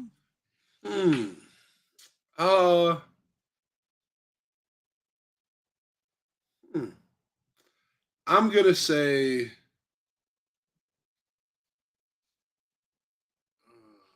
oh man, I'll say say GameCube. I don't know. You got me. It wasn't GameCube. So this was the controller for the Game of Life roulette controller, and it was for the PS1. Oh, wow. I've never even seen that. Oh, it came out of Japan. Okay. Oh, I kind of want that now. Oh, That's the game's only awesome. in Japanese though, right? Look how cool the controller is. Yeah, That dude, is- that's what that I'm is saying. That is phenomenal. fucking. Oh, that is really cool. I just imagine that would be great for Resident Evil for the tank controls. Yeah. Now show me a half a cut up picture of the Steel Battalion controller. I would have got it. Just once again, proof Just to like show full you pedal or something. that Japan Yeah. gets way cooler stuff than we get. Oh, without a doubt. Every time you show me one of these cool things, it's like Japan only. Dude. I'm like, oh, of course. Like I'll with Japan. I'll just go with the cases, the PS1 cases. hell yeah, where dude. It's set. But we got the same PlayStation cases 1. in the PAL region. That's Yeah. so nice. You guys got, man, here in the US. But they're really fragile. So unless like I'm constantly swapping out cases with cheap sport games to get the nice ones in the collection and things like that. We just got regular flimsy jewel cases in the US, man. Like, here's some crap for you. At least with that, you can just swap them out with CDs, and Mhm. it's easy to get nice looking cases. So it's got that, much of a muchness. There was a stage where you could buy cheap sealed PS1 games to just replace the cases, but that era stopped about 7 years ago. Mhm. Yeah, but you can always go and find Achy Breaky Heart, like a barrel of them for a penny a piece, and take them out and swap them out. All right, let's move on to question number 4. KAG, this one's for you. So I'm going to show you screenshots of loading screens, and you have to tell me what video game these loading screens are from. Oh man. All right. For all of them? Are they all different? All from the same game. Oh, okay. Oh, this is all the same game? Yep. Huh. Because I would have thought this one up here was Bully. Huh.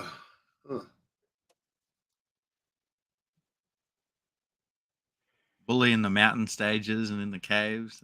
Right. Yeah, you remember the field trips they took?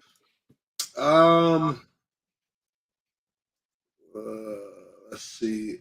I'll say Skyrim. Say Skyrim. Not Skyrim. Joe, for this still?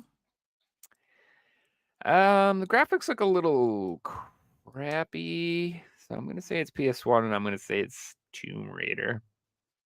Correct answer? Tomb Raider. Wow. Good job. I was like, crappy graphics and looks like stones or some shit. So that's literally. Yeah, you narrowed it down pretty well. GG's there. Awesome. I mean, I just played that yesterday. I knew that. All right, let's move on to question 5. Joe, this one's for you. What is the name of this enemy from Doom? Beholder. No. Shit. Wait, hold on. From Doom? Yeah. Okay, from Dungeons and Dragons, that looks like a beholder. From Doom? Is it a beholder? I don't think so. I think it's called like a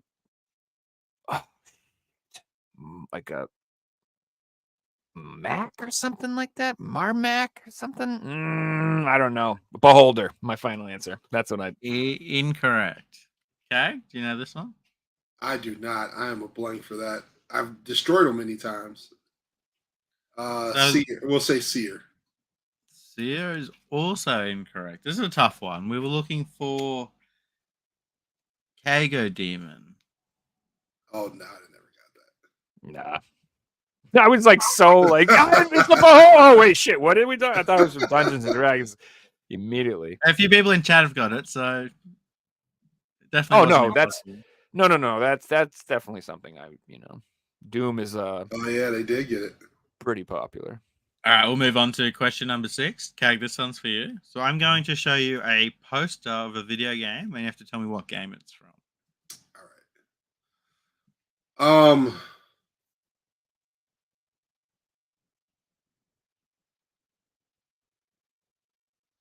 Huh.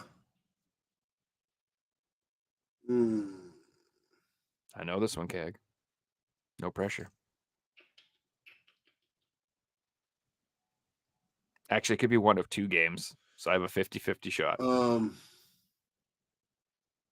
The axe looks so familiar, man.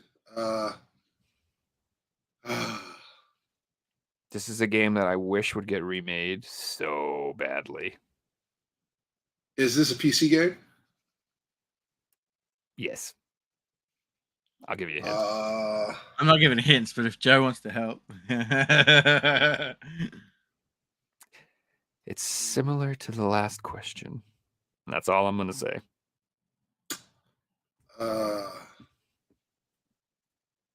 You said it should get remade. Mary Kate and Ashley. No, that ain't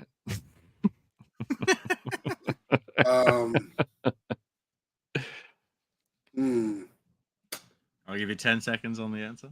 Okay. I don't know, but that dildo at the top looks very painful. So we'll go with PC game. I'm just gonna go with because he's been talking about it, the CEO for Microsoft. He's been you're right. That's the one he's talking about. That's the one he's talking about. You got it. You got it. You got it, KAG. You're right. Hexen. That's it. The correct answer was Hexen. Nice. Well Yeah. Okay. Cool. Nice, bro.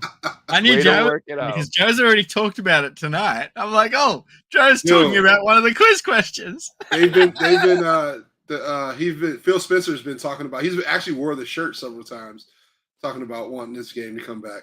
That I would love. So Heretic was the first one.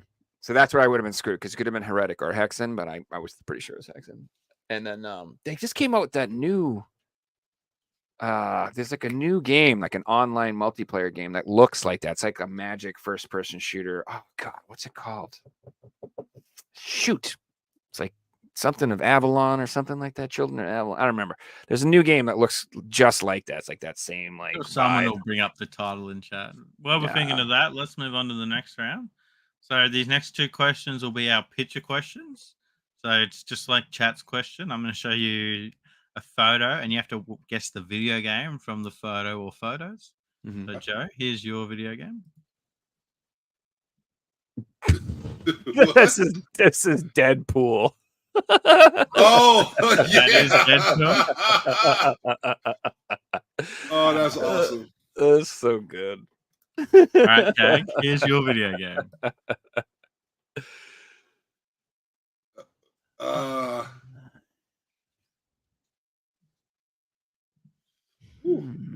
This one's tougher. Less than 5 people. Yeah.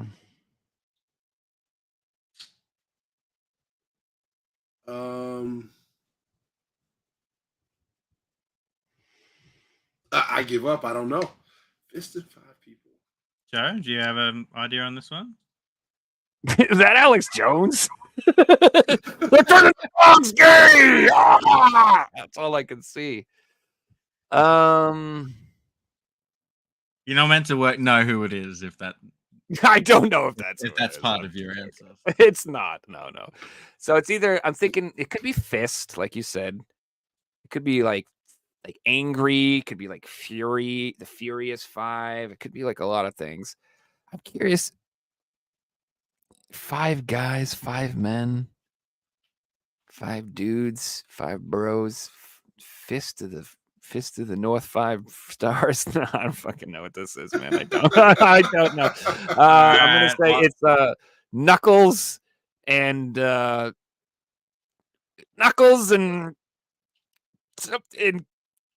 Chaotix. I don't know, dude. Pretty far away on this one. I'll say you're closest when you said angry. So it was. If I give you the first word, can you get it? It was aggressive.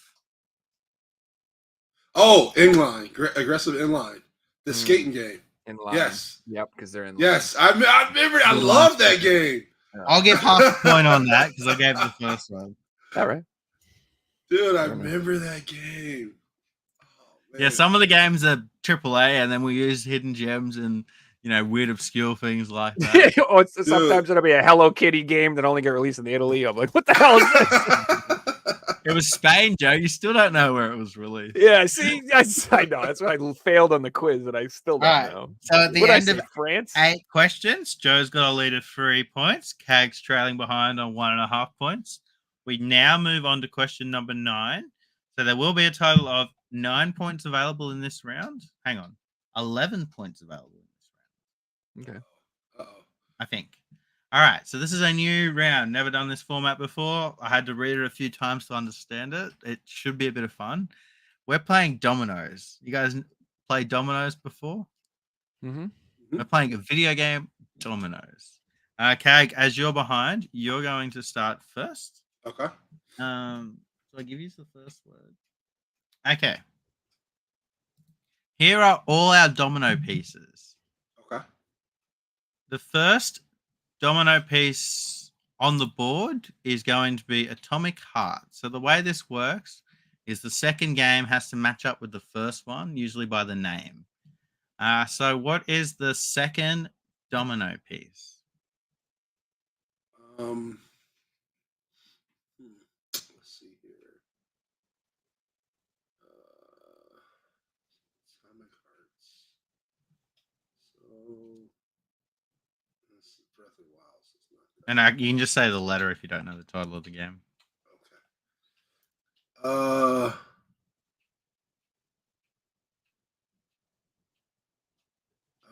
That's Soul Calibur. I'm gonna go with that horse racing game, I think is it. I'm gonna go with C. I'm gonna go with C. C is incorrect. Joe? I believe it is H, Heart of Darkness. H is correct. So our first domino piece was Heart of Darkness. So we had Atomic Hearts and then Heart of Darkness. Okay. Okay. Darkness. We've got Heart of Darkness. What's our next The milk's gone bad. domino piece? So would it go by the second part of it, the darkness part? Yeah, exactly. Okay. Gotcha. So we'll go with is that F? Yep, Dark Void. That's correct with Dark Souls. Yep. Is that Dark Souls? I thought it was Dark Void. I'm an ass. Oh wow, Souls. I should definitely know that. I believe that's the power cover. Well, I thank you very much, KAG, for pointing out that D would be Soul Calibur. I gave that one away. You did. I don't have that game. That's the Legends. That's Soul Calibur Legends or whatever. Yeah. And that is correct with Soul Calibur Legends. All right, KAG, what's the Literally, next you game? literally did give me that. I would not have get it. Ooh. All right, so we're looking for legends then. So it would be B.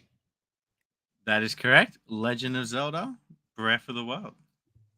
All right, Joe, you're up. What's the next one? This is a dope ass category. Just for the record. This is awesome. Except I don't know the answer right now, so it sucks. Okay, Breath of the Wild. What looks wild to me? A looks wildish. A is incorrect. Okay. No pieces are used twice, by the way. Once it's been used, it's out. Yeah, I figured. I'm gonna go with H. H has already been used. You can Already answer used again. Oh no, okay, E. I'm sorry. Those numbers are E is incorrect. Joe? Oh, wow. C? C is incorrect. Okay. Oh dear Lord. All right, so You gotta if pick it's a not 50-50 that, shot now. so we're gonna go Oh, with wait, no, there's a J. couple more. We're gonna go with J. J is correct with Wild Wacky Sports. Mhm. I don't think I never knew about that Tiny Toons game. I like Tiny Toons games too. The Tiny Toons games on Super Nintendo are fantastic, dude. Those All are right, really Joe, fun. you're up next. Oh shit! What was the name of that game? Why Wacky Sports? Oh, it's G Sports Champions. Sports Champions is correct. That was our next piece. All right, KAG, you're up next. And I'm gonna go with E for champions. Champions Jockey is correct. KAG takes the point. All right, Joe, you're up.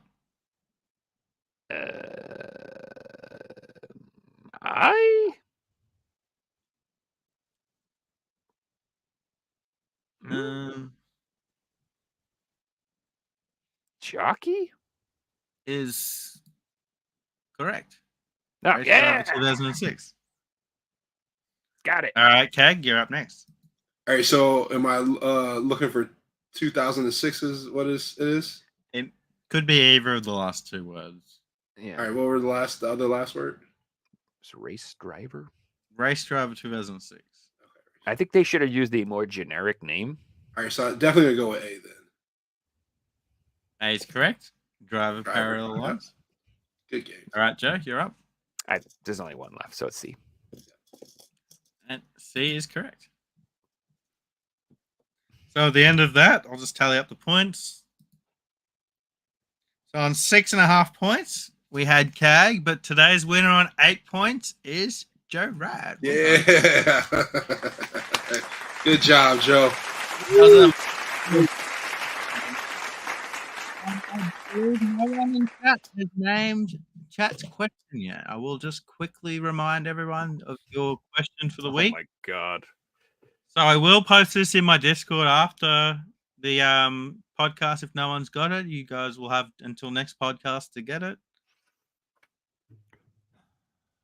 And while you guys are thinking about that one, we'll move back into the show.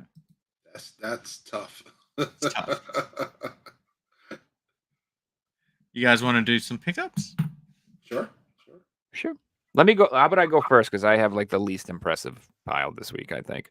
I completely blew my wad on Black Friday, and I'll never financially recover from that. So I'm just You're up, Joe. So I only have one game that I picked up. Surprisingly, it's the only one, but it's a decent one. I got Contra Adventures for PS1. Oh, wow. I am more excited to get a PS1 game than 10 PS4 games, and I don't know what it is about PS1, but I just freaking love these games. So the Contra games in the PS1 get a lot of hate, and that's particularly because Legacy of War.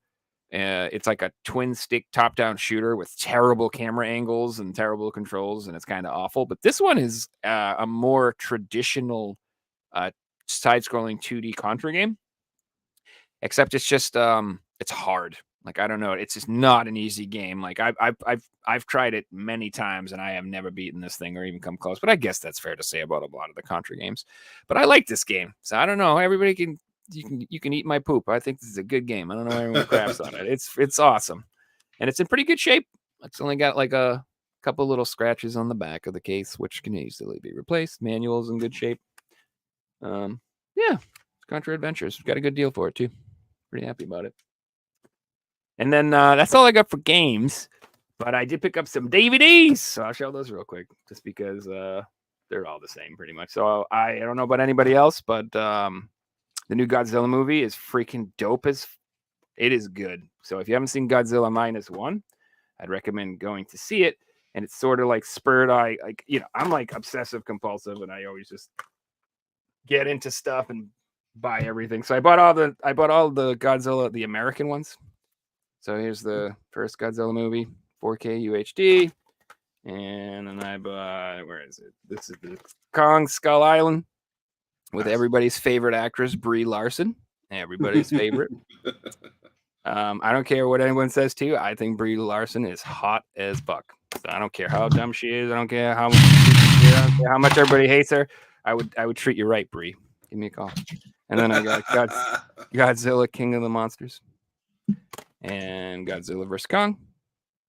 And there's the new one is coming out next year, the sequel to this one. And then I also ordered like the Shin Godzilla, which isn't in this. Like, these are all related. These are all part of the same world, quote unquote.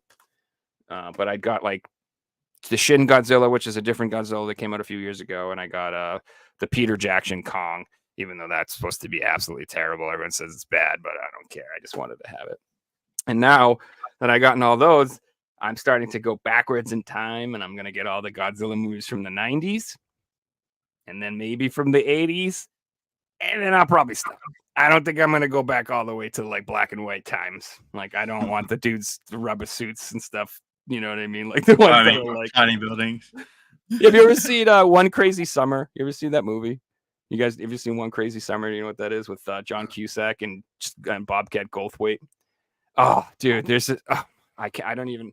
It's kind of hard to describe, but there's this amazing scene where this guy has like trying to build like a golf course or something, and he has this like little model city set up of his country club he wants to build, And this Bobcat Goldthwait gets stuck inside of a Godzilla, like a giant rubber Godzilla suit, and someone throws a lit cigar into the suit, and it's like burning inside the suit, and he comes crashing through the wall, and he's like Godzilla, and he's smashing up the whole little city and everything. Oh my god, it's so freaking funny. Anyway, I've heard the price of the PS4 titles on the way up again. Am I missed for Godzilla? Media Sure it that's is. happened recently? Yeah, the Godzilla -1 just came out, and so everybody is probably like me and is on the Godzilla hype train right now. Okay, I'm glad that I bit the bullet when it was at $300, not like $450. Dear Lord. That's it. That's all I got. And that's a game that won't get reprint because they lost the licensing to it, and it's been taken down from the store. So you're never going to see more copies of Godzilla out there. And I have heard from people who like Godzilla that it's a decent Godzilla game. I've heard it's terrible. Fans of Godzilla, so it's like, people, you might think the Fist of the North Star games are terrible, but if you like Fist of the North Star, you love them.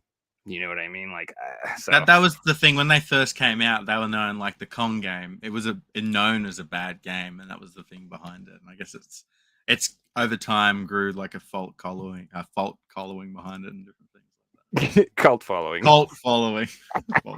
Is that that new Godzilla? Is that at the theater right now? Yeah, I don't know if it's in like every theater or whatever, but it is in the theaters, and I would see it in a theater. It's a Godzilla movie. You want that big experience, and you want that sound system when Godzilla goes, yeah, and just that fucking noise he does. You know what I mean? You want that to shake the room. You know what I mean? Like you want your seat shaking. So I would check it out. Yeah, it's got Godzilla -1. There's a show that I've been watching. And it has to do with Monarch.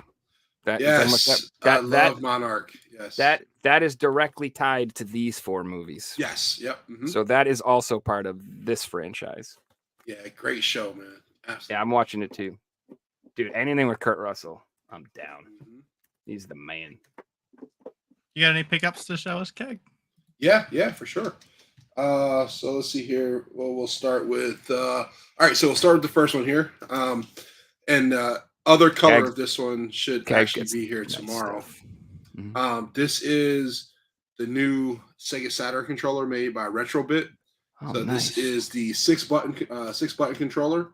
Mhm. See the 6 buttons right there, and it comes with the dongles, so you can play it on your Saturn or on your PC or your Switch. So it works with the PC, the Switch, or any other USB-enabled devices.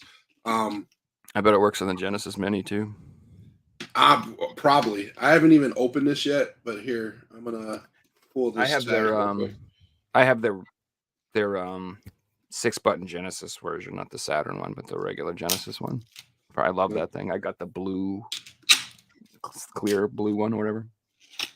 I like these. They always just open it up. They always come with these really nice plastic cases for the controllers to go in. So throw that off. That's really nice. Yeah, Heck yeah. So, and it says "I love retro" up there. That is nice, dude. Retrobit. Yeah, so it's pretty awesome, man. That's such a good idea because I put my controllers back inside the boxes, and it's like, especially for PS4, there's such a pain to get inside the plastic and have to pull it out every time. Yeah, and I love that it has a nice slot for the dongles too, because those get lost or misplaced. Or I end up with like 6 of them, and I'm like, which goes to which, and I gotta sit there and test them all. It's always good to have a nice slot for your dongle. That's right. I read that in a fortune cookie once. All right, and then I also picked up something that has some contention in the gaming community. A lot of talking about this and a lot of complaining about it, but I decided to get it anyways. And this is a PlayStation Portal. Nice, dude. Right, it looks beautiful. I'll give it that. Yeah, I love it is nice. The reason I could do the same thing that the PlayStation Portal does. I can do it on my Steam Deck also, or on my ROG Ally. But the reason why I chose to go with the Portal is because the Portal has a PS5 controller built in. So Neither of those devices have that PS5 controller built into it right there, and I really do like it. I've never tried it with the PS4. Somebody in are you talking about that controller? Mhm. It's USB, so I wouldn't see why not. It doesn't say it on the back of the box. It only says on the back here, it says Sega Saturn, PC, Mac, Switch, but it also says and other USB enabled devices. So I'll try, and on this, I'll put a comment on the video later on down the line Yeah, if you that'd ever be want to cool. come back to it. But that's dude, the Steam Deck is the shit because Mhm. all of those work.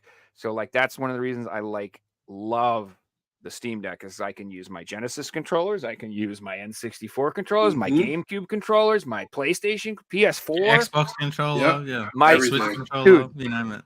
Like I have PC's the same. Like, I I got love like my 10 PC. I just plug the PS4 controller in, it controllers. works.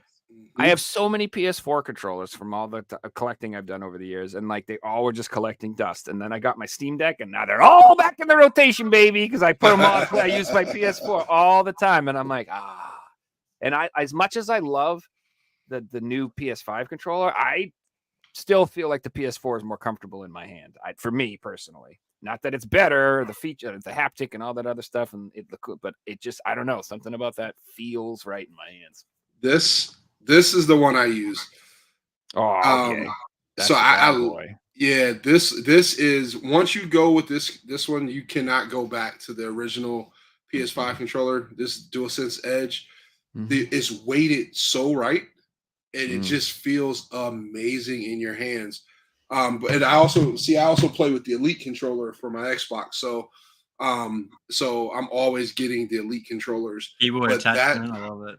Oh yeah, gotta have the keyboard attachment, man. That's taking me back to the early 2000s. Oh yeah, gotta have it, dude. That's one thing I'll give Xbox. Their controllers are awesome, and their customizability is awesome, and the limited editions are awesome. They definitely have PlayStation beat as far as controllers go, in my opinion. I don't care about haptic. I know people think that's the greatest thing since sliced bread, but. And they got variety. Like they got the Duke controller. If you got big hands, they got a controller for you. You know. Mm-hmm. I just think you could, even the fact you could just be like, I want blue buttons and I wanted to be pink and I wanted to have this, and you can order them. Like that's so cool. Why doesn't PlayStation? PlayStation got a custom controller scheme now, where you can like buy someone a custom controller and have it completely designed for them. But it's quite expensive. You know, you're paying like $150 for a controller. Is that through PlayStation? I've seen that. It's an unofficial service. Oh, okay. But they do it for PlayStation or Xbox. Those are really nice. I know what you're talking about. I've seen them. They do like the N64, like the clear plastic colors. Like you can get so many different. And if someone's into something, they're great presents or something. I hope you know how they came out with the the 25, the one that looks like a PS1 controller. Yep. I hope they do that for the PS5 too. I hope they come out with a couple like that, and I want them to come out with plates. Give me like throwback plates and controllers, like a PS1 plate and controller, and a PS2 plate and controller, and a PS3 plate. Did you see the parting gift that they gave to I forget Sony's former CEO, but it was like a retro PS1 style PS5, and it's one of a kind, and it's so cool. That's exactly what I want. I think if they come he out doesn't deserve that. He doesn't even like PS1. That asshole. They should do a combo where the plates and the controller come packed together instead of selling them separate. Just do a combo where it all comes packed together. I think that would be awesome. Yeah, I did see that. Don't put it up for limited edition on your website, dude. Just put it out at retail, for the love of God. And then here's some other pickups for you. So these are video game related, but I am into vinyl. So I got a lot of video game vinyl. So I picked up this artwork on this. Looks super awesome. This is the Battletoads vinyl. Oh, that's awesome. That's awesome artwork. Yeah. That artwork is so nice. And then what are their names? Isn't it like Wart? Pimple or something. Pimple. I can't remember their names off top, but and then the disc, the album itself. Exactly, D Street. That's what I'm saying. The man disses PS1. Doesn't deserve it. It's pretty awesome because it's all in pink for that album. Oh, dude, that's so I cool. love the colored vinyl. That's beautiful, man. So that's one of them that I picked up. And dude, I'm so into video game soundtracks. I have over 150 of them now, video game soundtracks. Nice, dude. And then They can be worth a lot of money too, man. Because mhm. a lot of them get like one print run, and that's that. So if you don't get it when it comes out, you're paying reseller prices for everything. Oh, Darius dude, 2. Nice. I love there. this. And the album on that one is all clear. It's like a see-through clear. And then the last one I picked up, I had to pick this up, and they were just talking about this with Sega, is the Virtual Fighter. I haven't opened this one yet. Love the retro style artwork. That's cool. Here, actually, I'll open it now. I haven't opened this one yet, but let's go ahead and open this.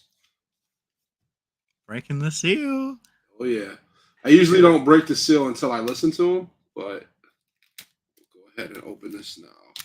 Dude, I am so pumped about Sega's new announcements. Did you see they leaked a couple more games? Yeah, Ultra Beast. Altered Beast, Kid Chameleon, and Eternal Champions, supposedly. Pretty excited about that. Kid Chameleon is like one of my favorite games on the Genesis. So That's that was a really nice surprise. inside of it. Oh, that's sick, That's dude. cool. And then this one, Feels like the menu screen. the artwork, the album on this one is pretty awesome. It's marble orange. Oh, that looks cool. Right there. And this is an actual 2-disc. The way they have the coloring, it almost looks like it's curved like a frisbee, but it's not. It's cool. And you get on the inside of the other side, you get this book. I was always so bad at Virtua Fighter. I think 50% of the time I would just leap out of the ring on my own and lose. I just jump over the head and land on the ring like, damn it. I always like the old drunk dude. You know what I'm talking about? Oh, yeah. Heck yeah. I always like playing with that guy because he was kind of like Eddie Gordo or Dr. B or whatever. He just mashed buttons and hope he would do something cool.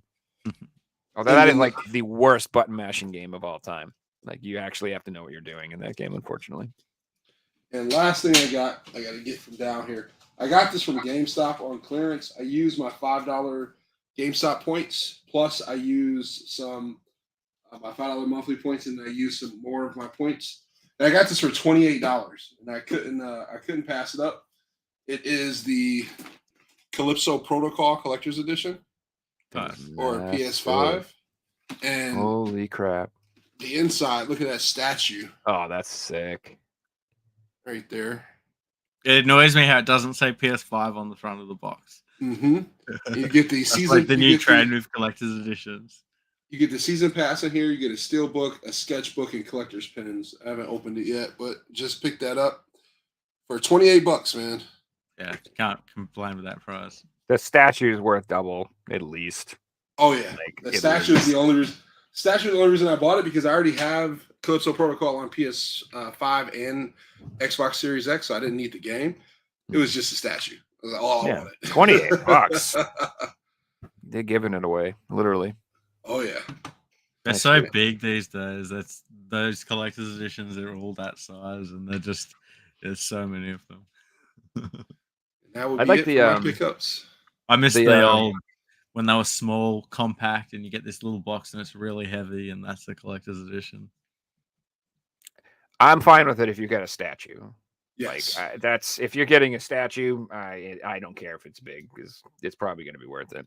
I really like the Spider-Man 2 statue that came out too. That thing was sick too. Dope. But again, this is one of those things where I cannot buy one. Otherwise, I will have a room full of statues and I will be out of lots of money.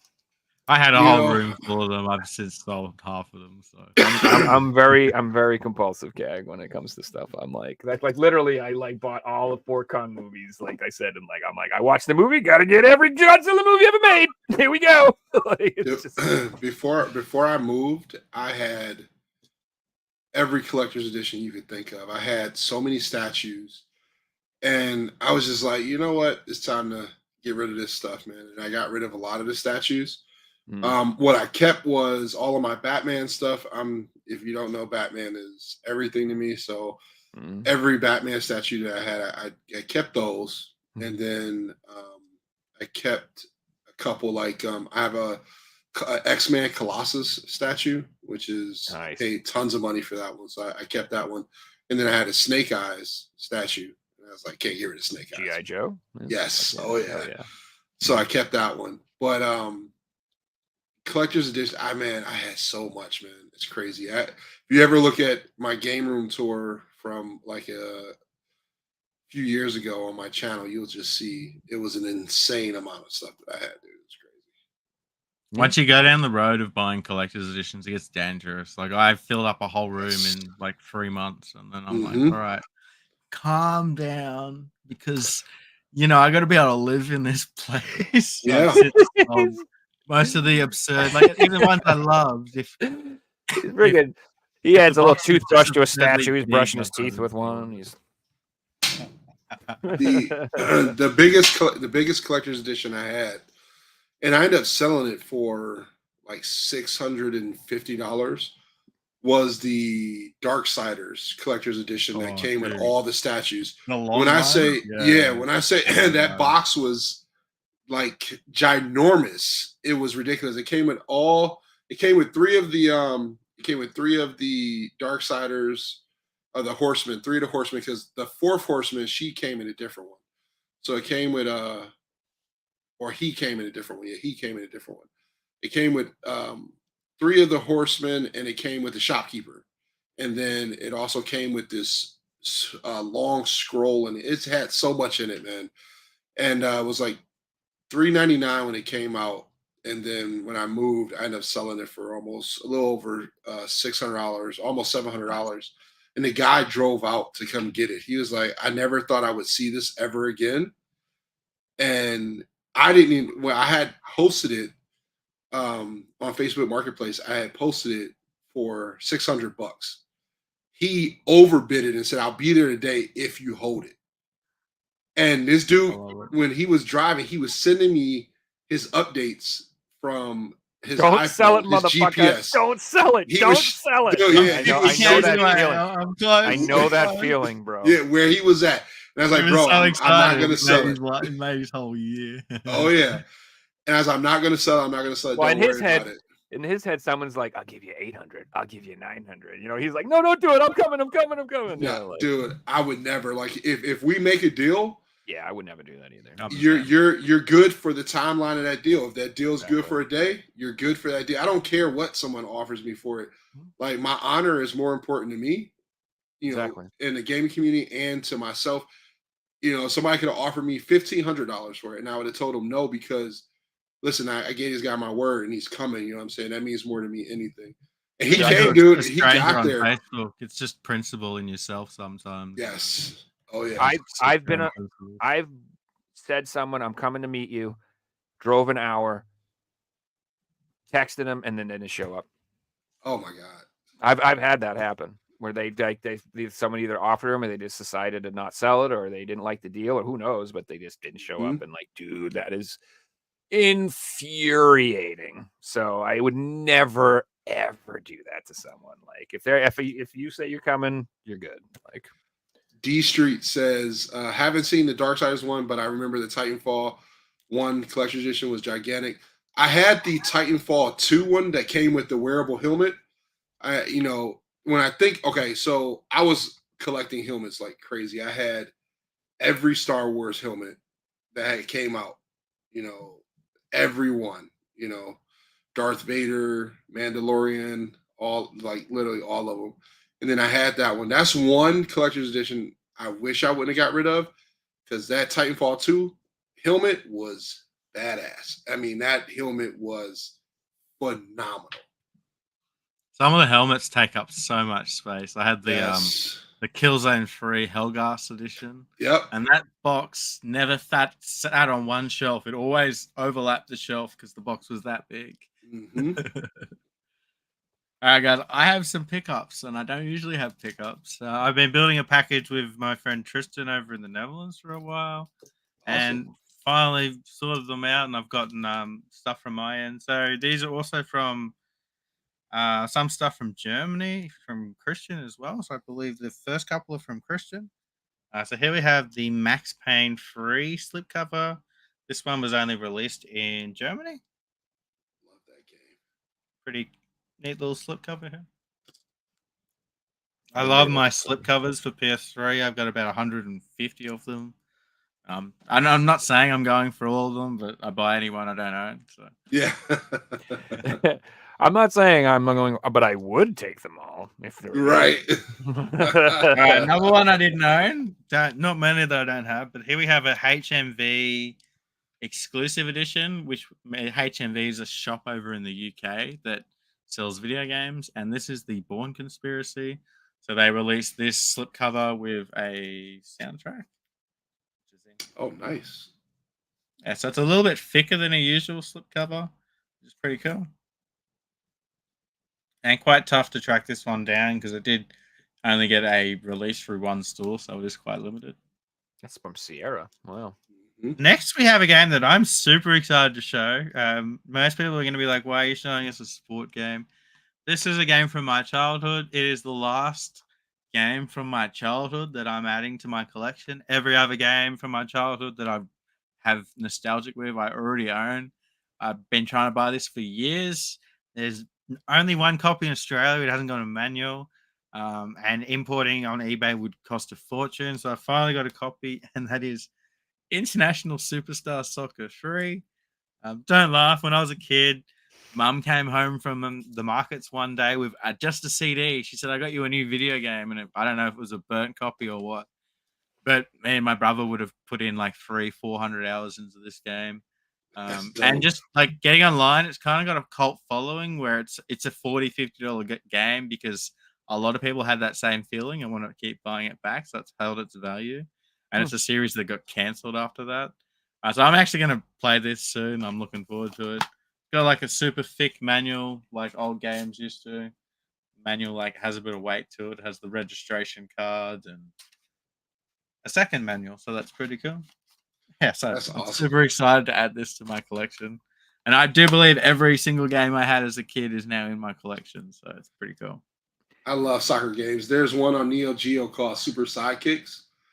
Oh, Oh, one is of the that game's sick. best. Dude, Yeah. I still it play is a FIFA today. I love my phenomenal soccer soccer games. game. Phenomenal. Speaking of soccer games, here's another one. I only got this because of the variant it is. So this is eFootball PES 2020, but this is the FC Bayern Munich cover edition. I believe this was only available through the FC Bayern fan store itself. Sweet. That's pretty cool. Some of these team cover variants can go for quite a bit in the future, especially for big teams like Bayern Munich. It's one of the biggest teams in the world. And then the final game, I'm pretty excited to own this. You guys might have missed, but there was a new GTA game that came out a couple of years ago that kind of went under the radar. It was set in Saudi Arabia. Yeah, okay. Arab Drift Cars 1. What is that? This is a real game. As you can see, it's even got like the GTA style font as well. And it pretty much is what it looks like. You drive in the Arab world in race cars. And Is this a real game? it's a real game. That's a real game. Wow. I believe it was done as like a meme, but yeah, That's it's a real crazy. game. It's on eBay Surprisingly for a few expensive game, $100. KAG. So I'm Yeah, it's actually pretty kind happy of to have it in the expensive. collection. Wow. That is It's- awesome. It's definitely like going to be hard to get that in the future. So It's one of those ones that you'd rather get it today than later. It might get a reprint. We don't know. Just on reprints for PS4, I believe most of the expensive Power games have got reprints for PS4. They're available for the sale in Canada. Do you know the website, Joe? shopsville.ca. Yeah, so But like I'm talking. They have Nightfall. They had Space Blaze. What else did they have? games that are going on eBay for like $300, to sell them for $30 Canadian. So if you're a power Yep. collector, definitely check it out. But they also ship in bubble mailers, and I ordered a copy of the Nightfall. It came crushed, and I returned it.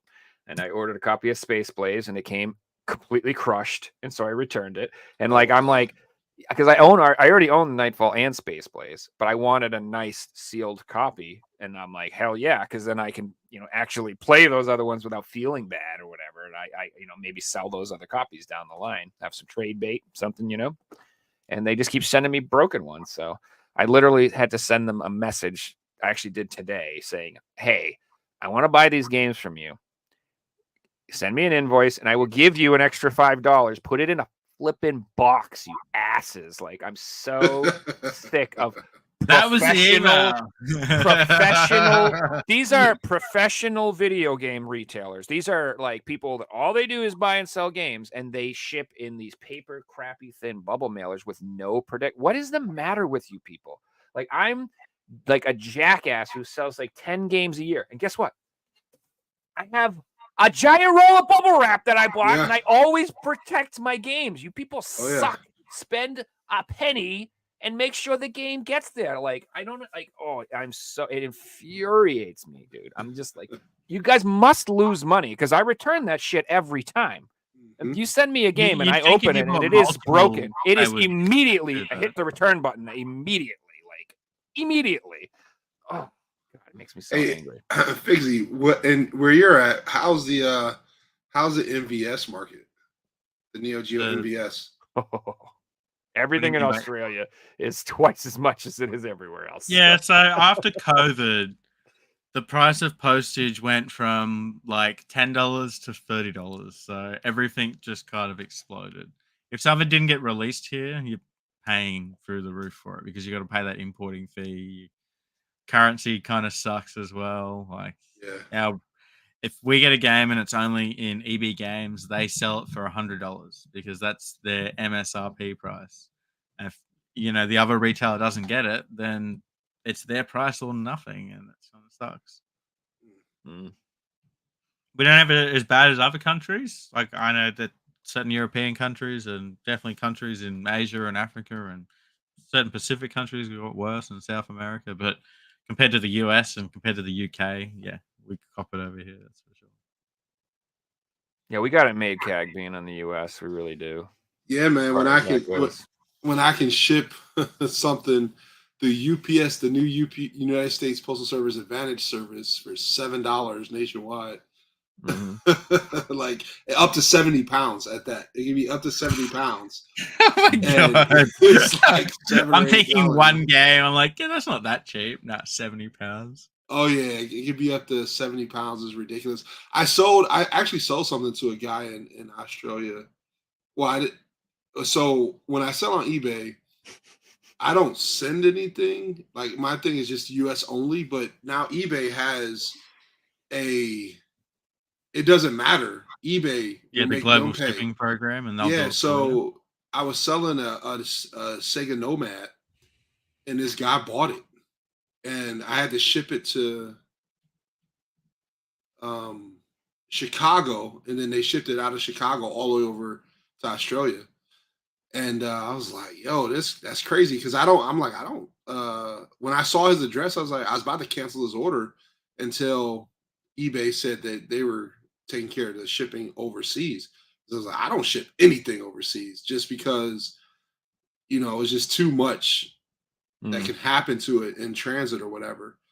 And he got it the other day. So after like 3 weeks. Pretty sure the way that works is the people on the other end of the line will assess the item, and if they're not happy with it, they'll return it to you or they'll ship it on, and then they're taking responsibility on it as well in terms of like the returns and stuff like that. So like, if he wants to return it, you're not going to be the one stuck with it because you don't have international shipping set up, Yeah.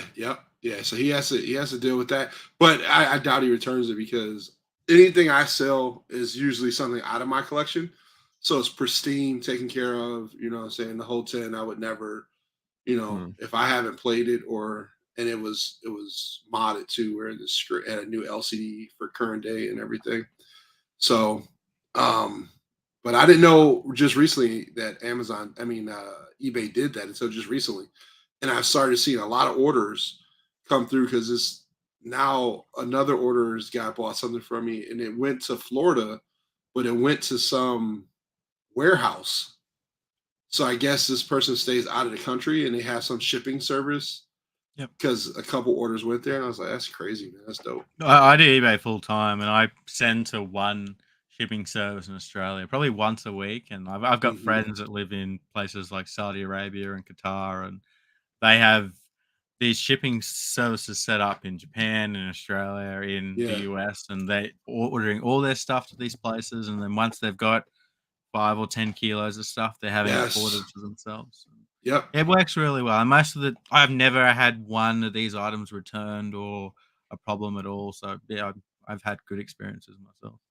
That's awesome, man. I'm starting to learn.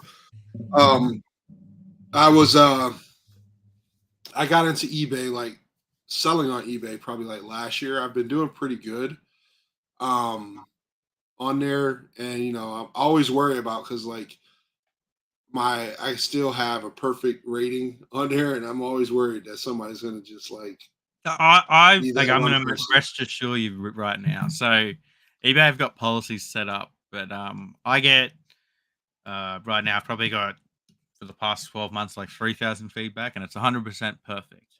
But I Mhm. probably get one negative feedback a month, and I instantly go into settings, and then it will take me to need help with feedback. And I don't want to talk to eBay directly. I want to talk to the computer, Yeah. and I talk to the computer, and I just basically say, even if I'm in the wrong, I'll just say why I'm in the right. The computer automatically remove it because as a big seller, um, they believe you to have a right to, if it's less than like a 0.1%, they'll just remove it from your account and keep you at 100%. And I've had more than 10 pieces removed in the last year to the Uh, point where now it's almost been a year since this has started.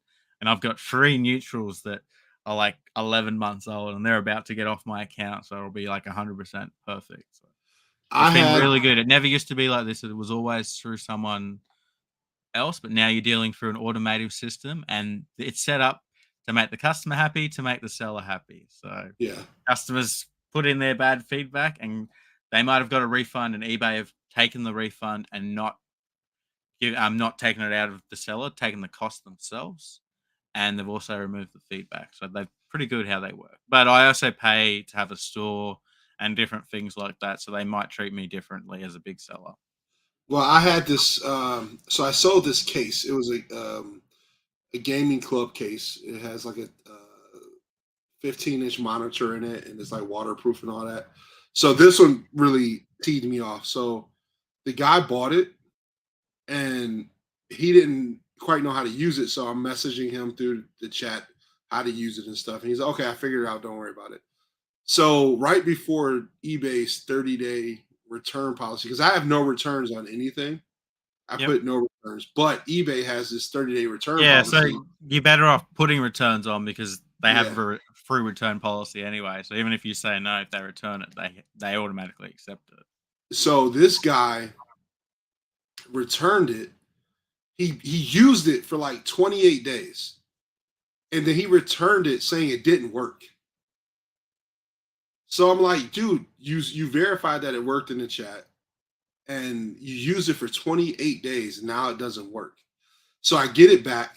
They held up like $150 of my money. And as I get it back, and he broke the HDMI cable. So the HDMI cable had pushed up pins. And that's why he returned it. Now, easy fix, because all I do is unscrew the top of the case, replace the HDMI cable in the screen, and now it's fixed again. And but he didn't return the power supply that came with it. There's a specific power supply in the case. He never returned it, and I kept messaging him, and he never responded after he got his money back. So I just blocked him. I just went in, got his username, and blocked him. I was like, I'm never going to deal with that. And my issue with eBay about it was I explained to eBay, and I took pictures of what he did to the case, and I took pictures of our chat and him saying that it worked, and explaining to them that he used it for 28 days and then he returned it after he broke it. Mm-hmm. And they still was like, give him his money back. I was like, eBay can be bad like that sometimes. So in that instance, you basically just have to keep harassing them until you get someone who will listen to you. I've had a case where it was like that. They returned something, and I don't know if you guys have this in America, but in Australia, we have these people called Justice of the Peace. mhm, And basically, they're official people, usually older people who have finished working, and you take in documents and you get them to sign things, and then that's official. So I had to get this thing signed and a written letter, and then I had to send that to eBay. And then once eBay got that, they awarded. Oh no, the buyer was in the wrong. I do believe you now because it's usually like a trust thing. mhm. But yeah, people, if they know how eBay works, they can exploit the system. Like the guy sending it back after 28 days. If he sent it back after 31 days or 32 days, guess what? eBay closed it. Yeah, So he knew 100% how it worked, exploited it to its fullest, and he got his refund. And that's where eBay can suck, when people exploit the system. But yeah, I find as a big seller, and the bigger you get, the less scammers and stuff you have approach you, that eBay works with sellers and it works in your favor most of the time. yep. And I was just reading the chat. Um, with the D Street's talking about the tax changes.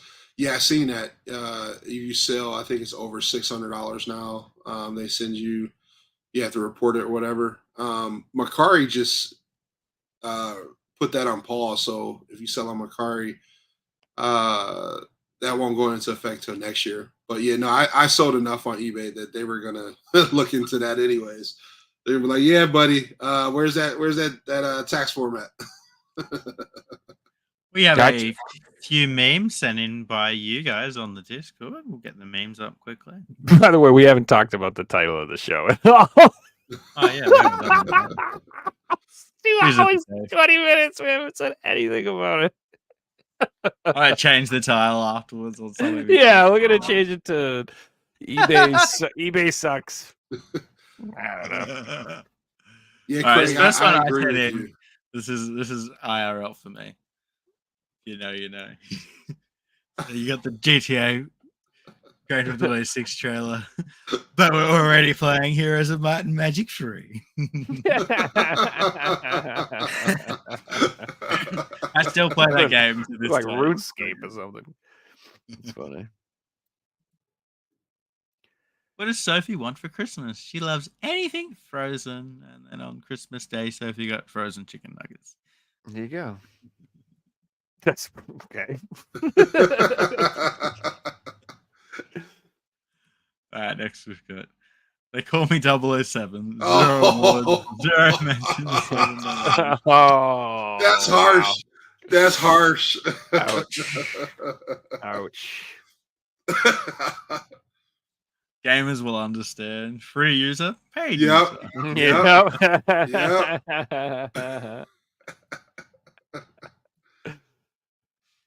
Cheat codes then. Yeah. Cheat codes Yep. now. Oh Yeah. my god. Isn't that Yep. so? Is that true? I used to love back in the day when cheats would get discovered. Like the game, Rockstar wouldn't release the cheats. People would have to discover them. So they'd be on a website, and then a new one would get discovered, and it would be updated, and it would be like, change the game because you could finally do this. If you use cheats now on PlayStation or Xbox, they disable the trophies and achievements. As soon as you, Which is, if I there's think, is a cheat, good thing. Oh yeah, no, I agree. It is, because then people would, just use cheats to get all that stuff. But as soon as you put it in there, your trophies and achievements are disabled.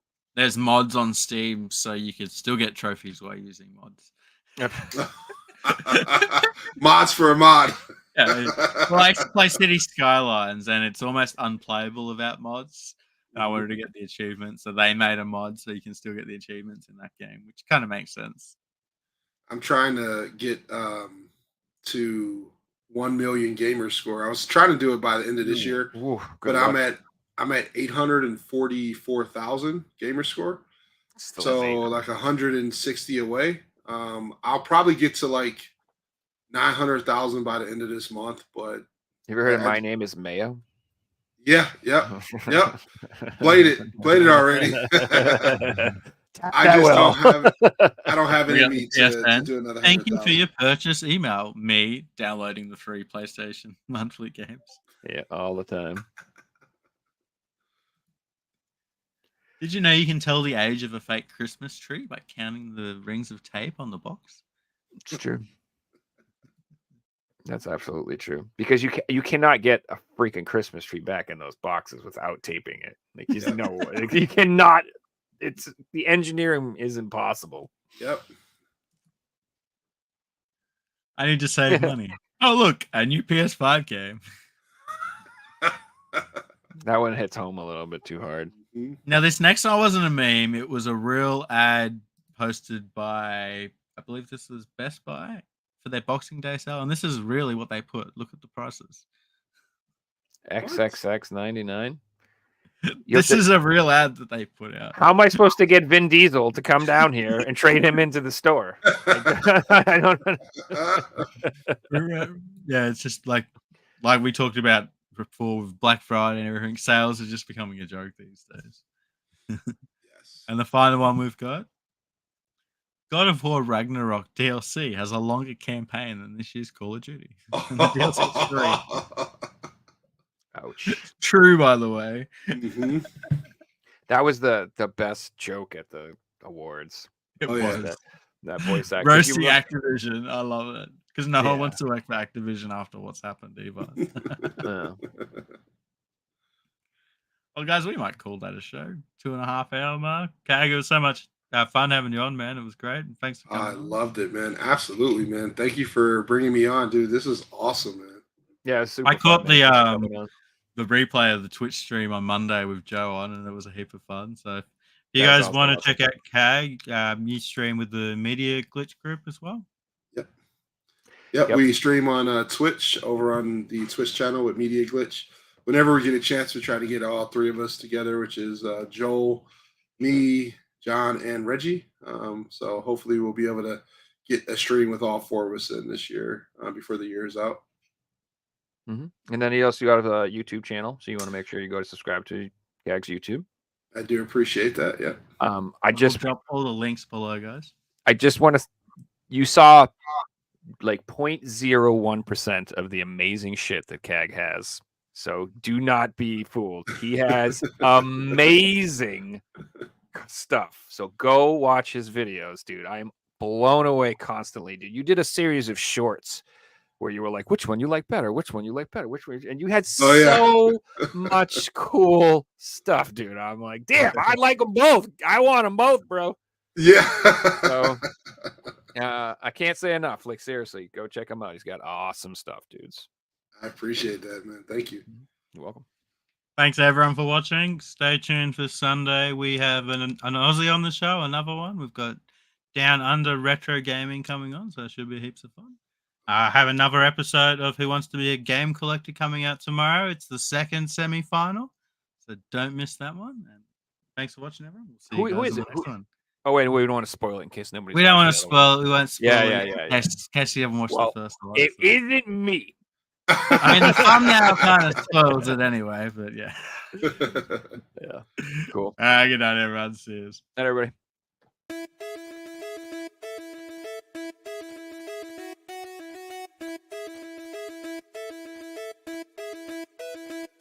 You found the coolest place to be, the PlayStation collecting nerds, and come on, won't you sing with me? Welcome to the show.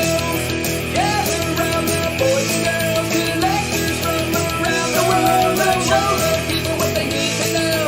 Welcome to the show. Gonna talk again when we got the fans. Gonna put their knowledge to the test. Gonna laugh and meet, gonna live the dream. Gonna show you things you've never seen. Gonna sing the song to the break of dawn. Gonna rock this party all night long. So come on everybody, let me see you dance. Get yourself ready for one more chance.